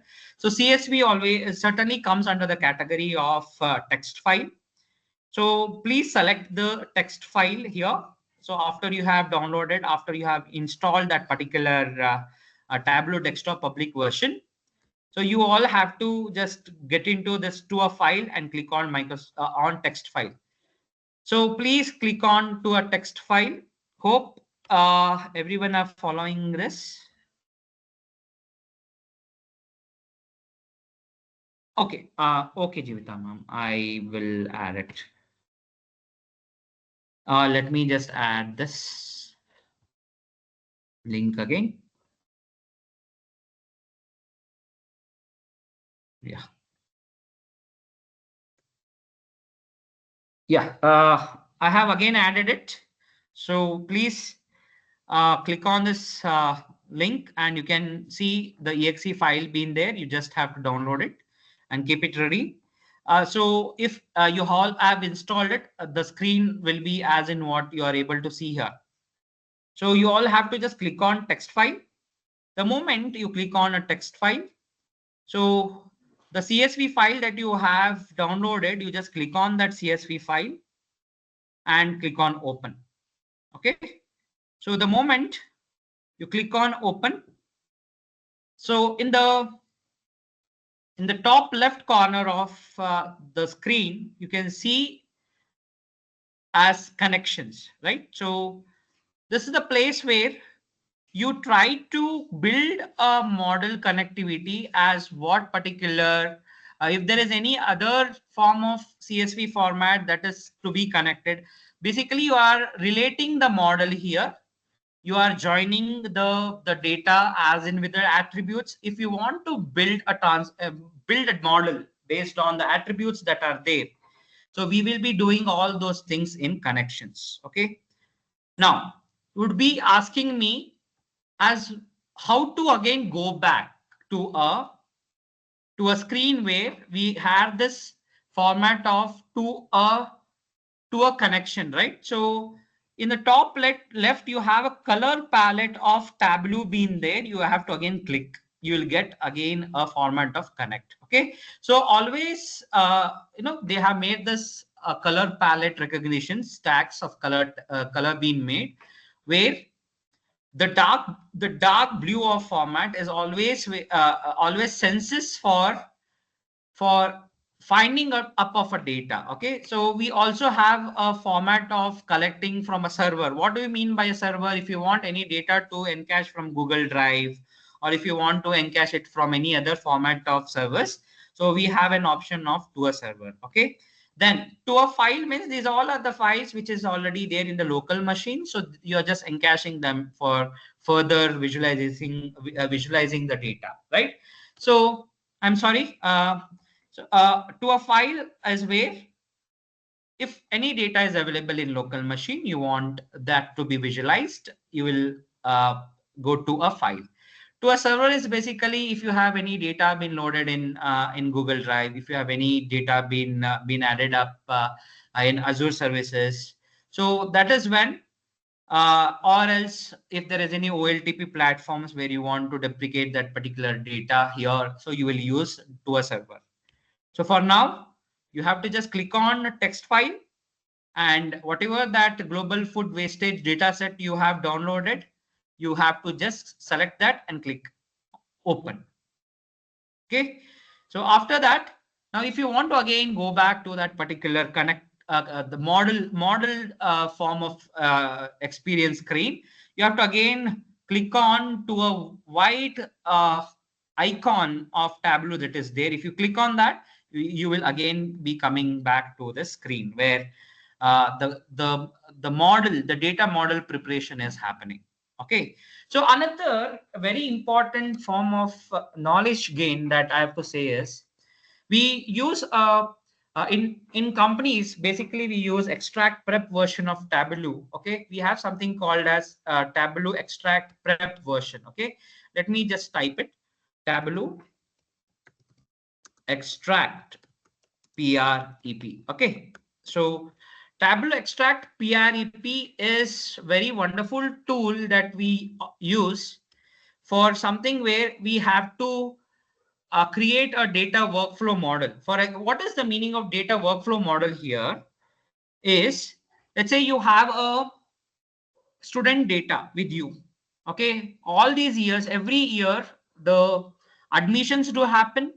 Every year you will have to consolidate the result of a particular candidate. Every year you will have to experience as what kind of skill sets that has to be improvised, what kind of assignments have to be given in order to improvise it. So every then and there we have this workflow, right? So data has to be made a proper workflow. Every time a manual intervention would certainly be a hectic situation for everyone, right? So what do we do is we create a kind of design workflow model in such a way that if data is provided, it auto cleanses, it auto provides the pattern as in with the requirement given. So that is the reason why we use the extract workflow. Okay, we use extract PREP. Most of the companies uses it for framing a data workflow, data flow model. So for example, let's say I'm into a workplace station where I have to maintain a provision of bonuses to my candidates who are working in my company. So let's say I am a solution architect and HR wants to know that who has to be provided a bonus this time.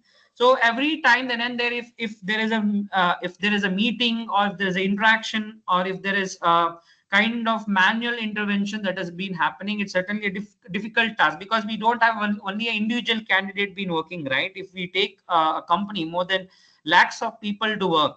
So data workflow will help how to maintain in quarterly basis, how to maintain in yearly basis, how to maintain on basis of a monthly requirement. Okay, so who has crossed the limit of his what to say, who has taken more leaves.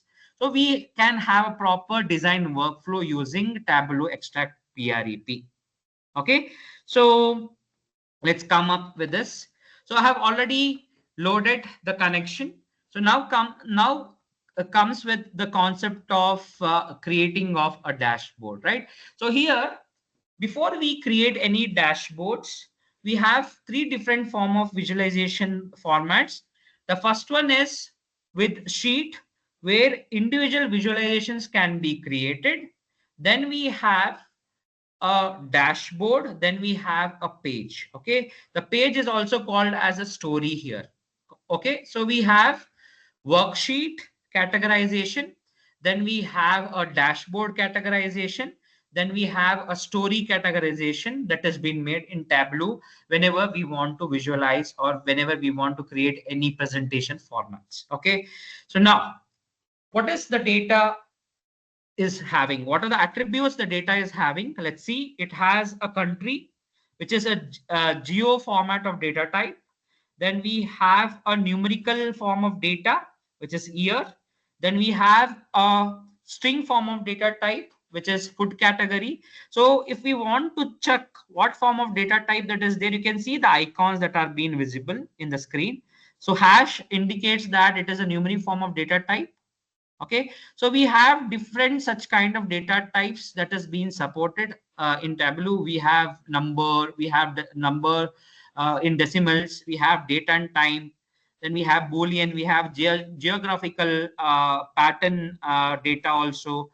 So if any URL form of data is being taken, we have even image URIs that can be supported. So these are the data that has been there in the CSV, which has country, which has year, and we have what? We have total waste in form of tons, and due to that, it is more of dealing with the food waste it is more of dealing with the food wastage data set across globe. So what is the total waste that has been happened on basis with the food category? So that is there. Then we have economic loss. What loss, what economic crisis has happened due to this waste, and we have average waste per capita and population and so on. Fine. So now we have a sheet where we build our visualization board. I just want to know what are the different form of data that you can categorize when it comes to visualization. Can somebody tell me?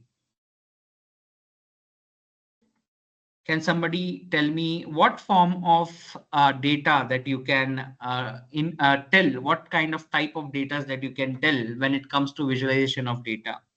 So as already said, we have numerical, right? So numerical data is one form of data that we have to visualize, which we also call it as quantitative form of data, right? So then we have categorical form of data. What is the meaning of categorical form of data or qualitative data mean by? Can somebody tell me? What is the meaning of qualitative form of data?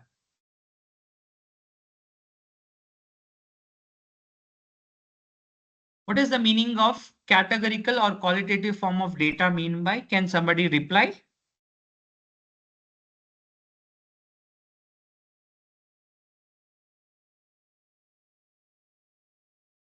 Only number means quantitative. Yes, Kirti ma'am, it's exactly right. I'm asking you all, what is the meaning of categorical form of data? What is the meaning of categorical form of data? Okay, so what is the meaning of categorical means? I have to categorize, I have to just see the category as, on basis of population. What is the, if I take food category, okay, if I take food category and if I take what is the household waste that has been happening, what is the sum of household waste that has been happening based on the category of food, we call this as the categorical form of data. So what are the different form of graphs that come under the categorical form of data? We can say bar chart is one of the example.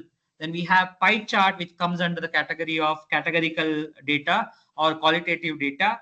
Then we have column chart that comes under the category of qualitative data. So what is numerical charts that we can say?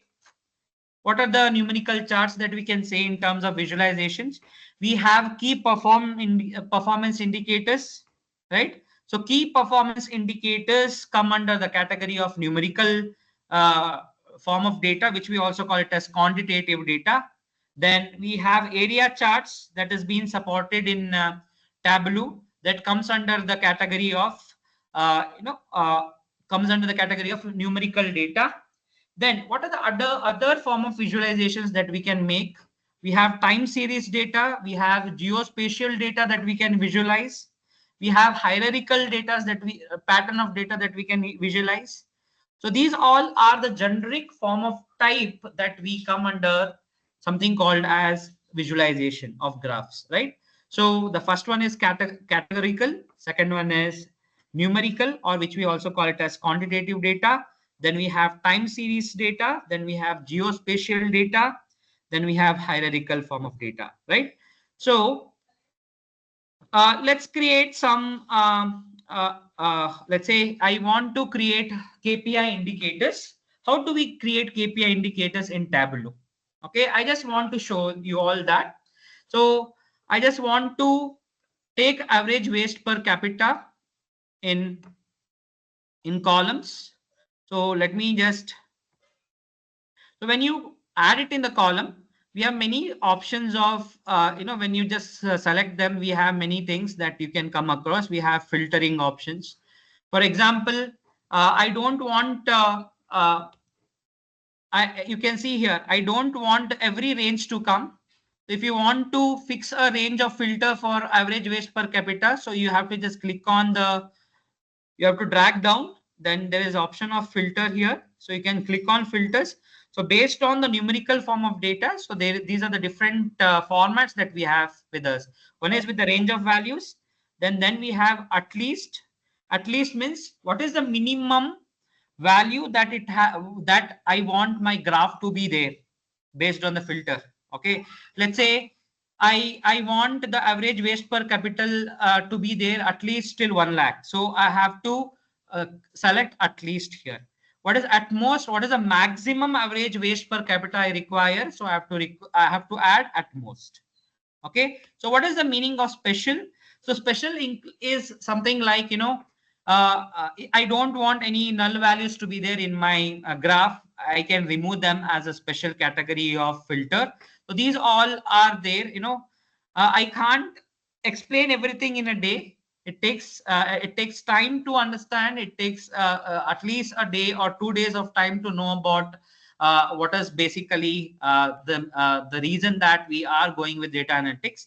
So we have in the left, if you can see, we have data down here, right? In tables, we have country, we have food category, we have year, we have measured names. As already said, based on the data types, the icons will be mentioned up. If it is a string format, ABC is there. If it is a numerical format, we use hash.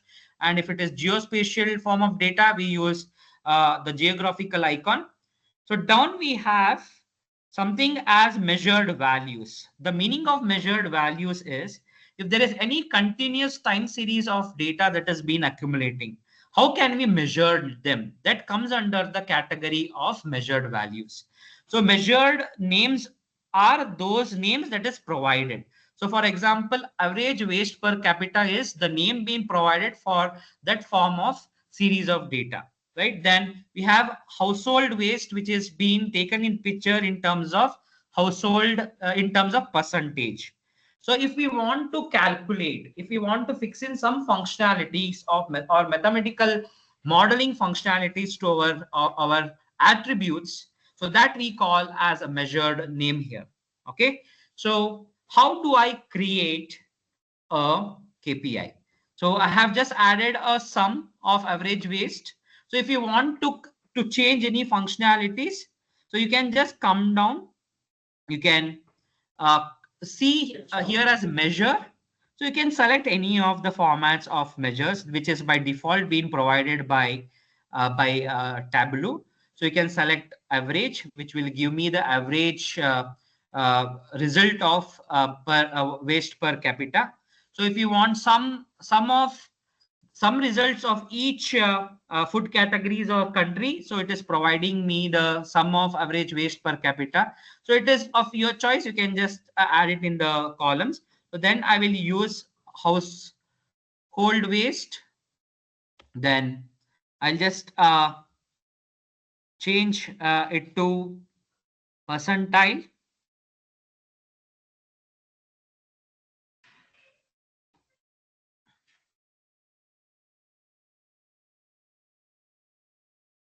Just a second. Okay, I am, let me just change this into percentage. So where you have choice of to change it into percentage, can you all tell me after seeing to all this, which is in the bottom, once you click on this, where you can go and change it into percentage? Can somebody tell me? We have sum, we have average, we have median, we have count distinct, we have percentile. So where we have to go to change this form into percentage, because now it is showing in form of K, all that it is showing the sum of results of this. How can we change it into percentage? Can somebody tell me?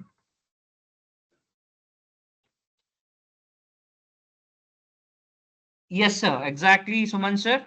We have to be going to a percentile. Okay, we have something called as percentile that is there in the measure. So if you click on percentile, we have this option of 5 till 95. If you click on that, so it will provide me the percentile format of the results for the given category of household waste. Okay, let me just go to data source for your understanding. So anything that has been categorized, okay, with household waste, which is coming under the influence of 95 percentage, all those kind of values are coming up here. Okay, so household waste percentage, which is dealing till 95%, all such kind of formats are coming up here. Okay, so let me again go back. Fine. Now this is I've just added up the columns. Now how do we have to make this to a KPI? How can I make this to KPI? Yes, please. Can somebody tell me how can I make this to KPI?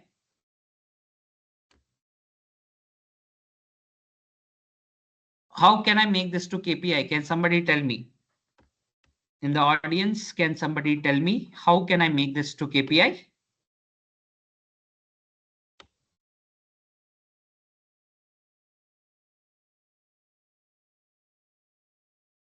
Yeah, so like, we have many things. We have formats here. If you want to right click and you want to format it, so we have option of formatting.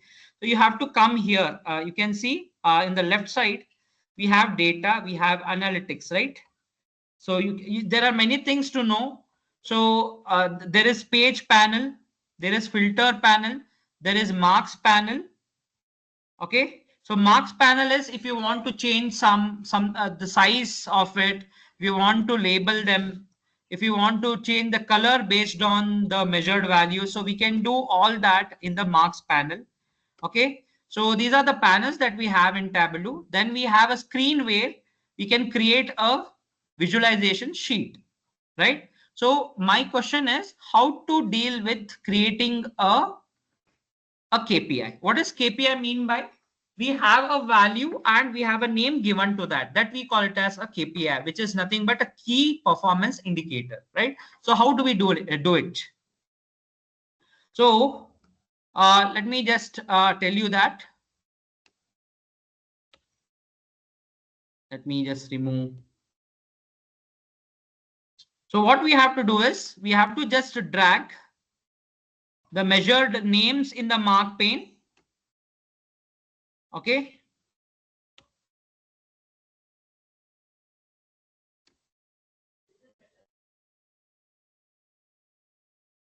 So please drag measured names in the column.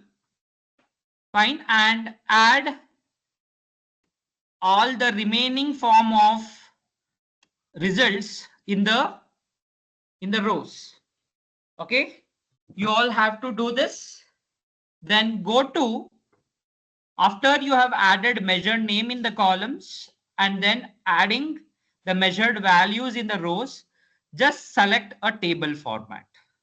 Okay, just select a table format. Let me again repeat. See what I have done. For now it is in the bar graph, where column is having measured names and whatever the values that you have added with average and the percentage of household waste, you have to just select that to table. So it will come in this way. So usually table is where, we have average waste per as the attribute in the row format and percentile also in the row format. But our KPI indicator usually will be in the column format. So you have to just drag this in the column after selecting table. That's all. So I will repeat again. You are dragging the measured values into. Let me again repeat from beginning. Okay. So this is how it looks, right?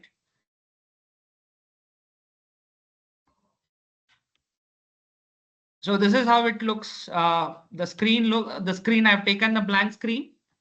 First, you are adding the average, the measured values, the random measured values, like we have added in the column sum, and then we have added economic loss, let's say. So this is the value that we have. After you have added this in the column, just you have to select the text table, which is there in show me. Okay. Then after you have selected the text table, just drag the measured names into column. That will help you out to to convert the given format into a key performance indicator, right? So now we have an option of to format this. How can we format a given visual board? So we have to just right click on it there. Then we have an option of formatting. Okay, so you can select this here. Then you have an option of to format it here. The other way out is in the topmost of your screen, you can see next to map we have format, right? So you can change the font, you can change the alignment, you can shade it, you can have the border. So usually the KPIs won't have the lines, right? So if you want to remove a line, you can just right click here. You can just right click at the place of format. You can just click on the format. You can just go to the lines.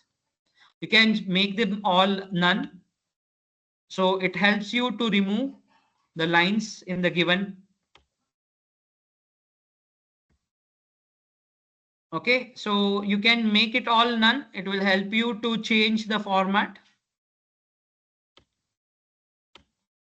Okay, you can even come here. You can format it here. So there are many ways in formatting the contents. So either in the topmost corner, or you can select here and format it. Okay, so these are the ways that you can do. So in my case, rows has to be made what? All have to be made it null with the line. So you can make this all into none. So it will help you. You can even go to the sheet and make all nuns, which will help you to make sure that the content, all lines will not be there. So this is other scenario. Then you can also change the color of it. Okay. So we use formats to do the change in the colors and change in the grid lines, all that we can do it here. Okay. So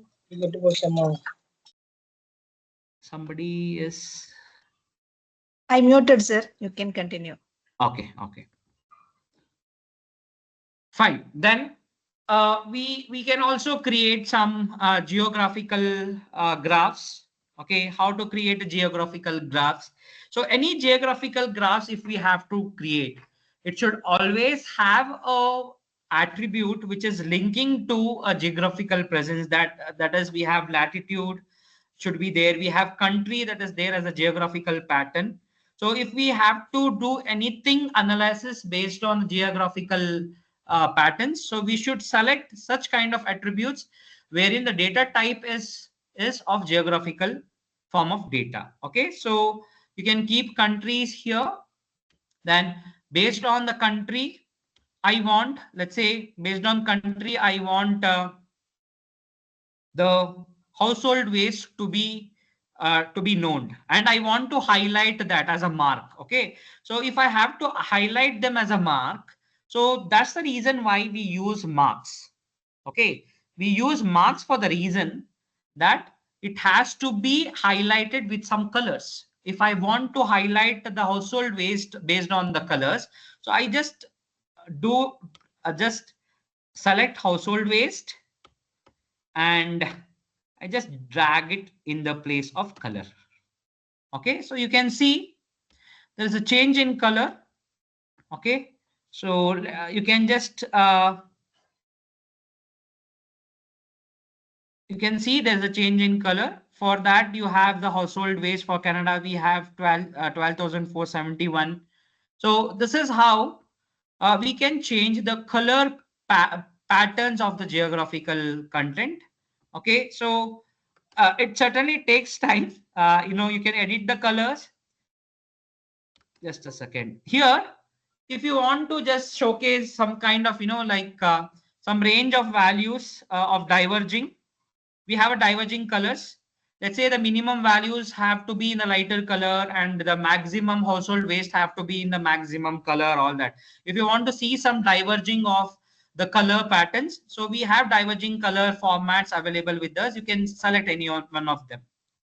Okay, so you can see the diverging patterns of it, which is saying that the dark green is the minimum household waste that a particular country is having. Then the blue indicator is where we have a maximum household waste happening as per my data that we have taken. So we have a diverging format that is available. We can use many form of color patterns that has been supported by Tableau. Okay, so this is how we can even create a geographical patterns. Okay, now what if I have to, let's say, I want to do some animated formats for my geographical pattern based on food category. Okay, so we can add food category in the pages. Okay, you can see based on the food category. Fine. Based on the food categories, you can see that there is a change in the pattern of data of whatever the visualization that you are doing, right? So pages is basically, let's say that there are huge category of data available. In food we have, in country we have, there are huge form of qualitative data that is there, which has to be categorized and which has to be visualized more better. So we use pages there. We use pages pane in that scenario. We can also even we can also have the filter for pages also. Means certain type of food category I don't want. Let's say I don't want the frozen food category to be there as part of my visualization, so we can filter them. So basically pages are being used for a scenario of categorical form of data visualization within my measured values. Okay, so we can even have a pattern of categorical being made on country also. That is also there. Let's say I want to see the change of household waste that is happening uh, on each countries. Okay, so we can have such kind of results available by adding those patterns into pages. So we can even have we can even provide the what to say, we can even provide the place, the triggered place as where I want the result to be there. The right side are the indicators of what exactly I want, the grid pattern I want. Okay, this is the page palette that is there, which I am highlighting. The top one is the color palette, which has been said that the green color is for the minimum value of household waste, and the darker blue is the maximum value of household waste. Like this, we can experiment the panels that has been supporting by Tableau. And we have many other things we can do. We can do a scattered plots, all that. Okay, we should know the judgmental way as what is exactly we require in order to analyze the pattern, right? So I'll just give you one such requirement of use case to everyone. I want everyone to create a scatter graph for a total waste for a given country. Can you all just do it? I will give you a time of 2 to 3 minutes. I want a scattered plot pattern which helps. Let me again tell you all. I want a scattered pattern which helps to know the economic loss of a particular country. Okay, we have a scatter plot, right? We have a scatter plot here. We have a scatter plot. You can see here, this is a scatter plot.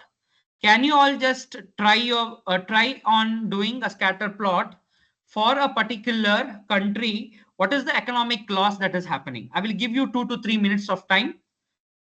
Then I will just show you all how we can create this.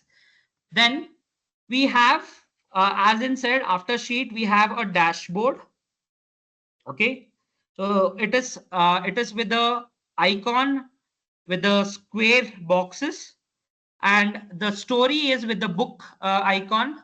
So very after the sheet, we have dashboard and we have a storyboard. Okay, so what is the difference between dashboard and storyboard? So the hierarchy looks something like this. Let me just take a new screen. The hierarchy is something like, we create a sheet. Okay, so each individual visualization, each individual visualization pattern is a sheet. Okay, so then within sheet we can add n number of sheets into a dashboard. Okay, so we can add sheet 1, we can add sheet 2, we can add sheet 3. We can add n number of sheets within a dashboard. So, and within a story, which we use it for a presentation, we call story as the presentation format. Okay, we can certainly use all this as a presentation format, but we categorize this as a storyboard where we can add dashboard, also a sheet. So this is the hierarchy of the visualization visualization patterns that we have known here in the Tableau. We can create a number of sheets, which is individual pattern of visualization that is made, that can be added in the dashboard, and the dashboard and sheet together can be added in the storyboard. Okay, so the icon that is with the dashboard is with this symbol. Okay, so Tableau symbol for icon for dashboard is with the square boxes, and for storyboard it is as in similar to your storybook format. So this is the icon that we say it for the storyboard. Okay, now we have different form of dashboards. Okay, one is with the tiled format, tiled form of dashboard creation. Okay, so we have tiled dashboard. Okay, let me just go to that particular screen. I'll just show you what I mean to say. Okay, when you try to click on new dashboard, okay, the dashboard will look like this, where you have sheets that you have created, and we have type of dashboards. Okay, one is tiled, the other one is floating. Okay, so what is the difference of tiled and floating? If you have come across this concept of different dashboards as in being supported by Tableau, can you all just tell me what is the difference between tiled and floating? And the meaning of the instances, the object instances, we call it as a container. Means container is something which is taking its position in the given dashboard. Okay, the dashboard is always taken as what the horizontal and vertical shape of the format of visualization. We call it as a dashboard, right? So container is a sub part of that particular dashboard, which can be placed at any position, right? So in that sense, what is the meaning of the type called tiled dashboard, what is the meaning of the type called floating dashboard? Can somebody tell me?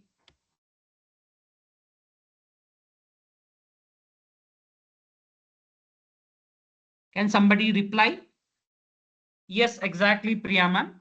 Tiled is the positioning are fixed. We can't change the positions of a particular container. Where the positions are fixed, we call that form of dashboard as a tiled dashboard, where the position is not fixed, where we can place at any position.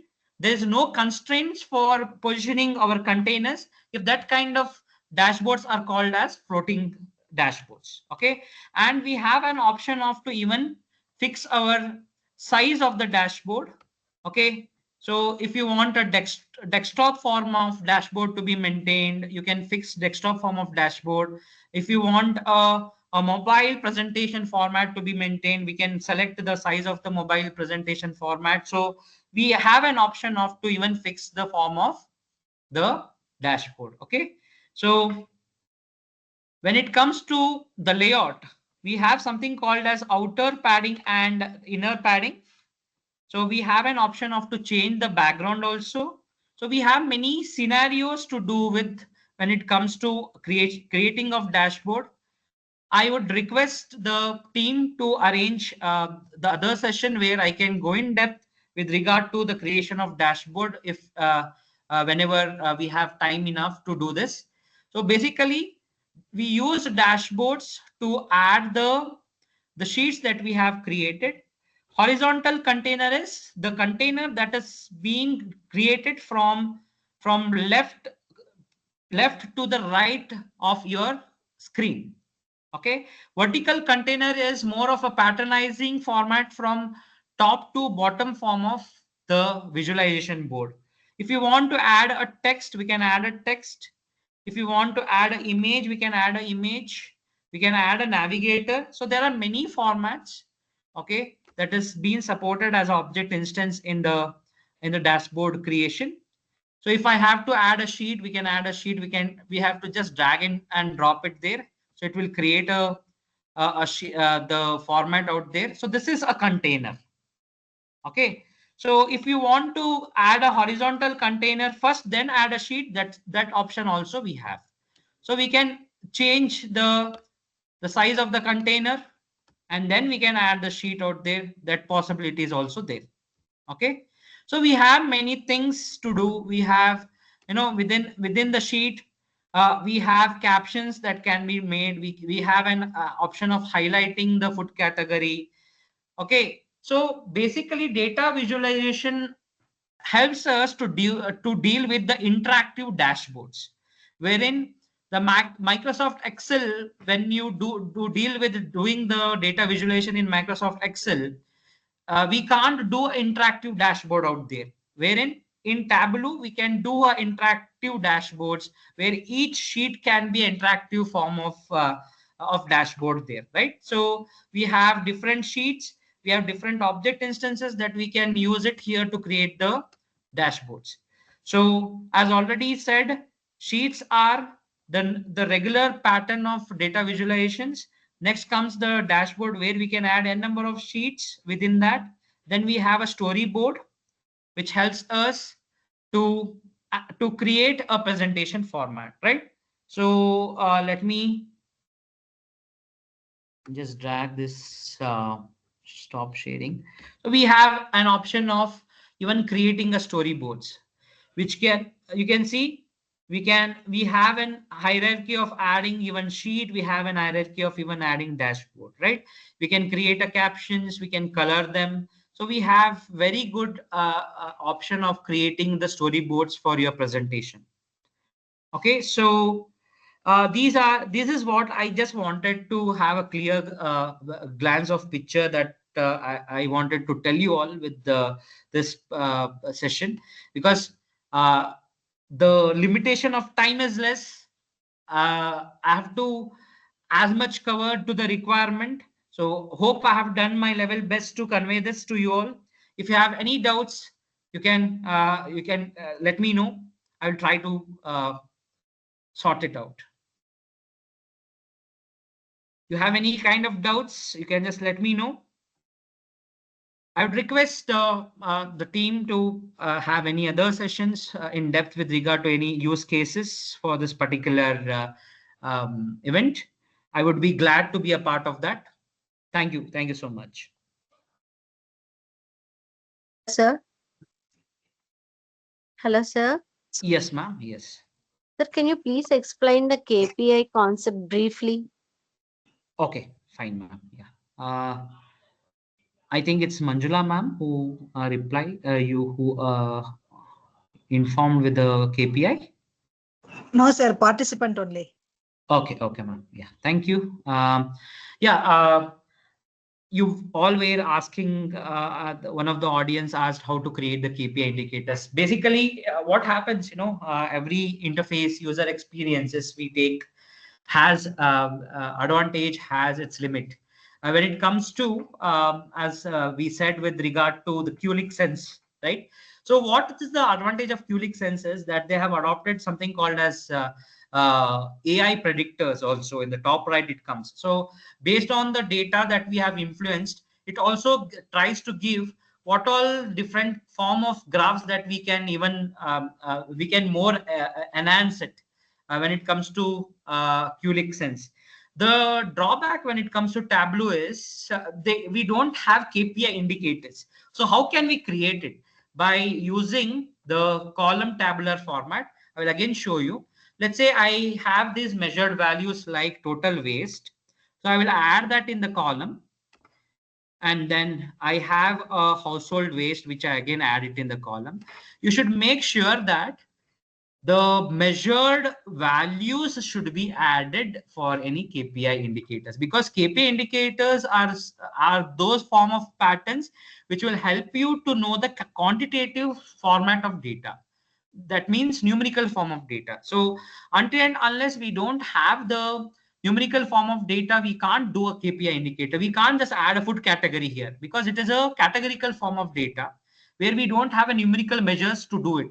We can't count the food category, right? So we have to add a measured form of data, like numerical form of data. It can be your household waste, it can be your population, it can be your total waste, it can be your economic loss. When it comes to the uh, anything that is related to academics, it can be the count of students who have enrolled. So these all come under the numerical form of data. So we have to add those in the columns. You have to come to the right icon of show me.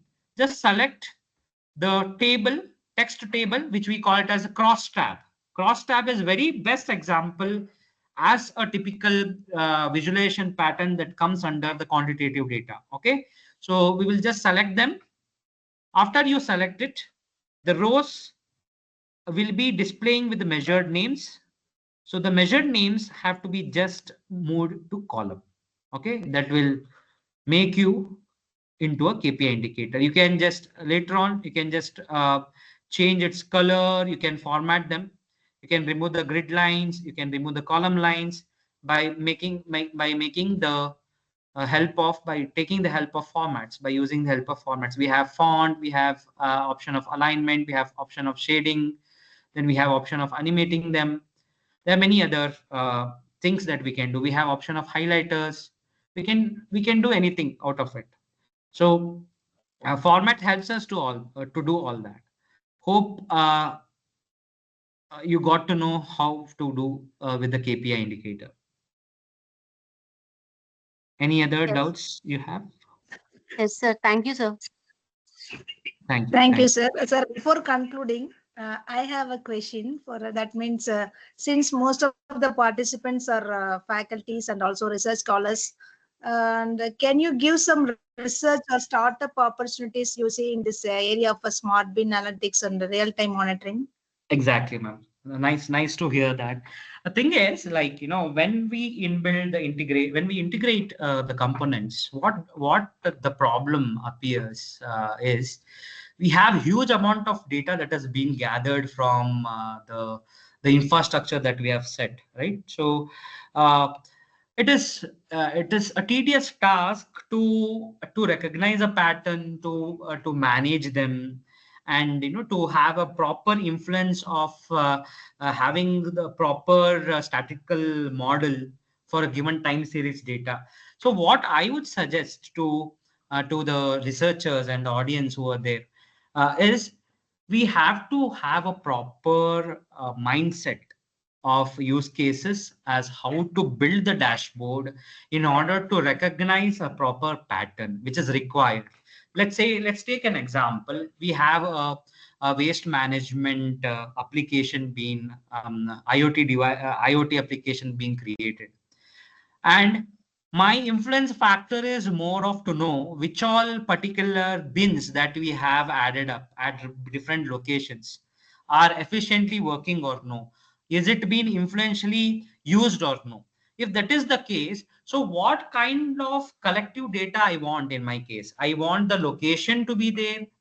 I want a proper ultra sensor data to be available in my case. I want the location traces sensors to be there in my case. So we should know what type of data I should influence myself in order to know the pattern. So for that, we have to be very much specific at data visualization. Why? Because then and there is a chances that every individual may not be good at using Google Colab. Every individual may not be good at writing the Java, the Python program, the Java program. This kind of user experiences will definitely help to analyze the data more better. Even a student will use this applications to understand the pattern of data more better, right? So I would tell a proper guidance of relating this visualization tools would help the students to research and do more better work for their given requirement. Thank you. Thank you, sir. Is any other questions from the participant side? There is Lakshmi ma'am who has raised, Lakshmi Rupa ma'am. And I am able to see the audience been replying. Thank you so much. I would again request if audience require the hands-on session, the technical sessions on Tableau. Of course, I do have better experience also with Qlik Sense tool. If you want to know more better, I would request the team to organize the session some other day. Any other queries?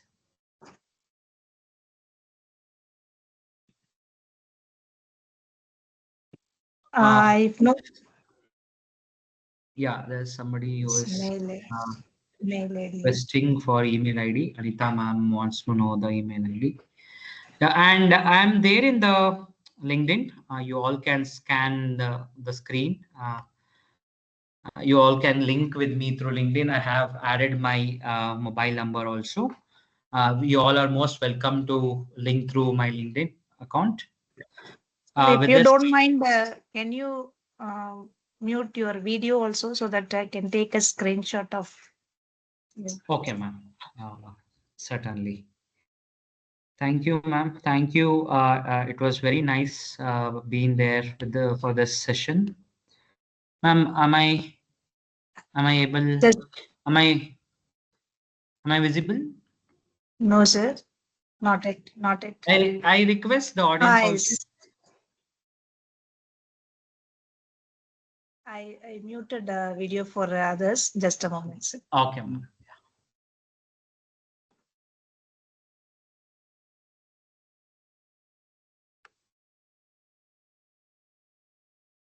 Yes, it's enabled.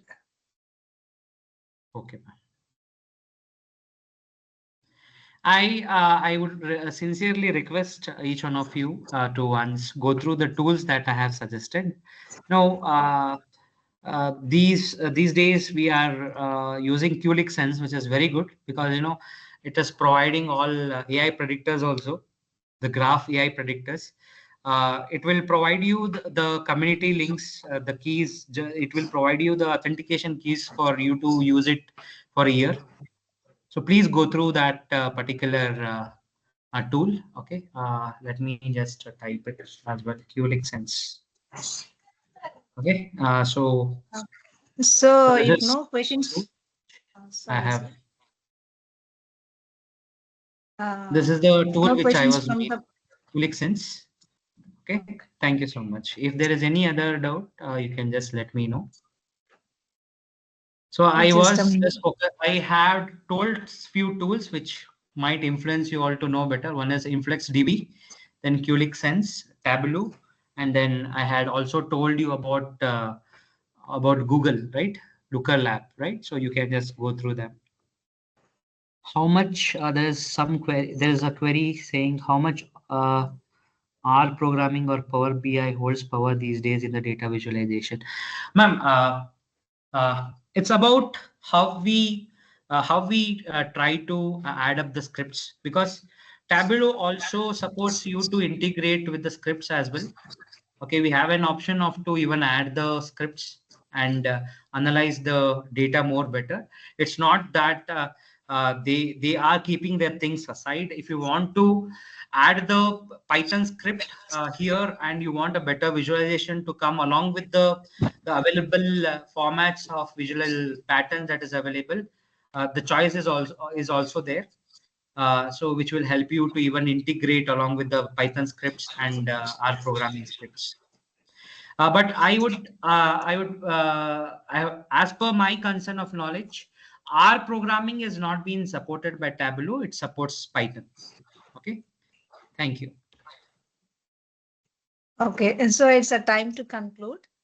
On behalf of the organizing committee, I extend our heartfelt gratitude to Mr. Abhijit Saralia, L&D head and software engineer at ACL Private Limited, Bangalore, for delivering an excellent session on smart bin data analytics and real-time monitoring. Your presentation provided us with valuable insights into how smart bin systems can be transformed in waste management through real-time monitoring and data analytics. What made the session truly impactful was a wonderful hands-on demonstration, which gave participants a practical understanding of how these concepts are implemented in real-world scenarios. We sincerely thank you for taking the Thank you, time to ma'am. share your expertise and for making the session so engaging and interactive with the good clarity of the concept. So thanks a lot for giving a wonderful session, sir. Thank you, ma'am. Thank you so much, ma'am. Just a moment, sir. I will take a snapshot also.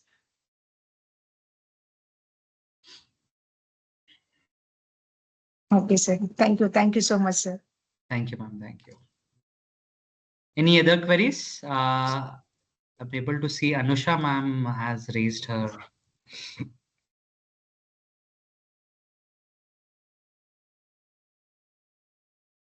Thank you so much. I truly enjoyed my presentation with the audience.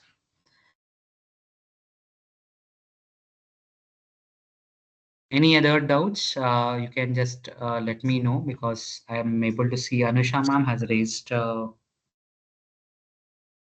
Have you put up any message in the chat box, ma'am, Anusha ma'am? No, okay. Ma'am, you are most welcome to message Anusha ma'am.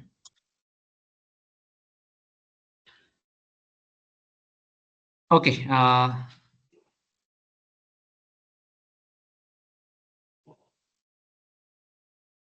Ma'am, Manjula ma'am, Yes. is there any Yes, sir. doubts from the audience?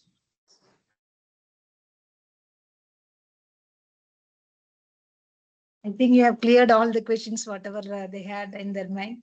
Okay, ma'am. Yeah, I expected because the trace of tool is more in depth. So Yes, I don't know how far I have concluded, because there's huge more things to know. If time permits in future days to come, I will definitely take the concepts more better with regard to Tableau. I once again thank the audience. Both R programming and Power BI hold significant power. Yeah, this is already been told. Any other queries, please? There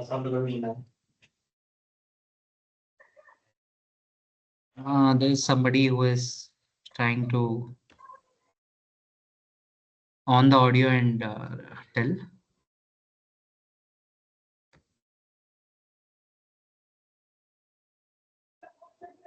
Thank you, sir. Thank you, Ahmad, sir. Thank you. Thank you. So that is what, sir, I always carry with all your helpful guidance. This is what the interaction. More we do, we learn, we gain knowledge, we do more good, better things in life. So because of your support and all the audience's support, we are growing up. Thanks to the team of Madanpal Institute of Technology and Science, and also ATAL to providing me a good platform to interact with you all.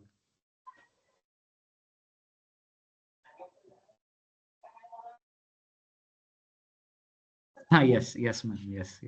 So we take better scenarios so that we can learn the tools more better. Priya, ma'am. Thank you.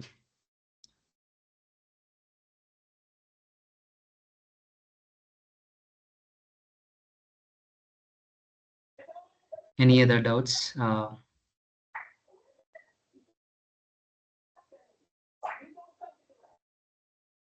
Pratima, ma'am, you had any doubts?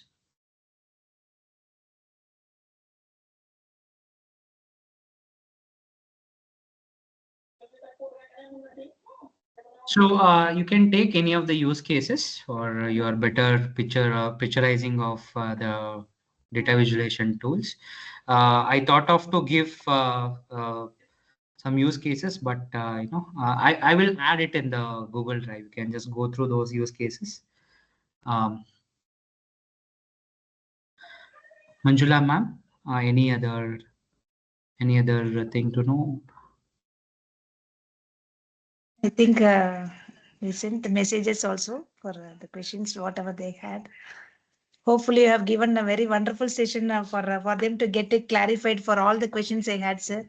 Thanks a lot for your valuable time also. Thank you so much. Thank you. Ma'am, I will end the session now. Yes, sir, can. Okay, ma'am. Thank you, ma'am. Thank you, everyone. Have a nice day. Take care. Nice day, sir. Thank you.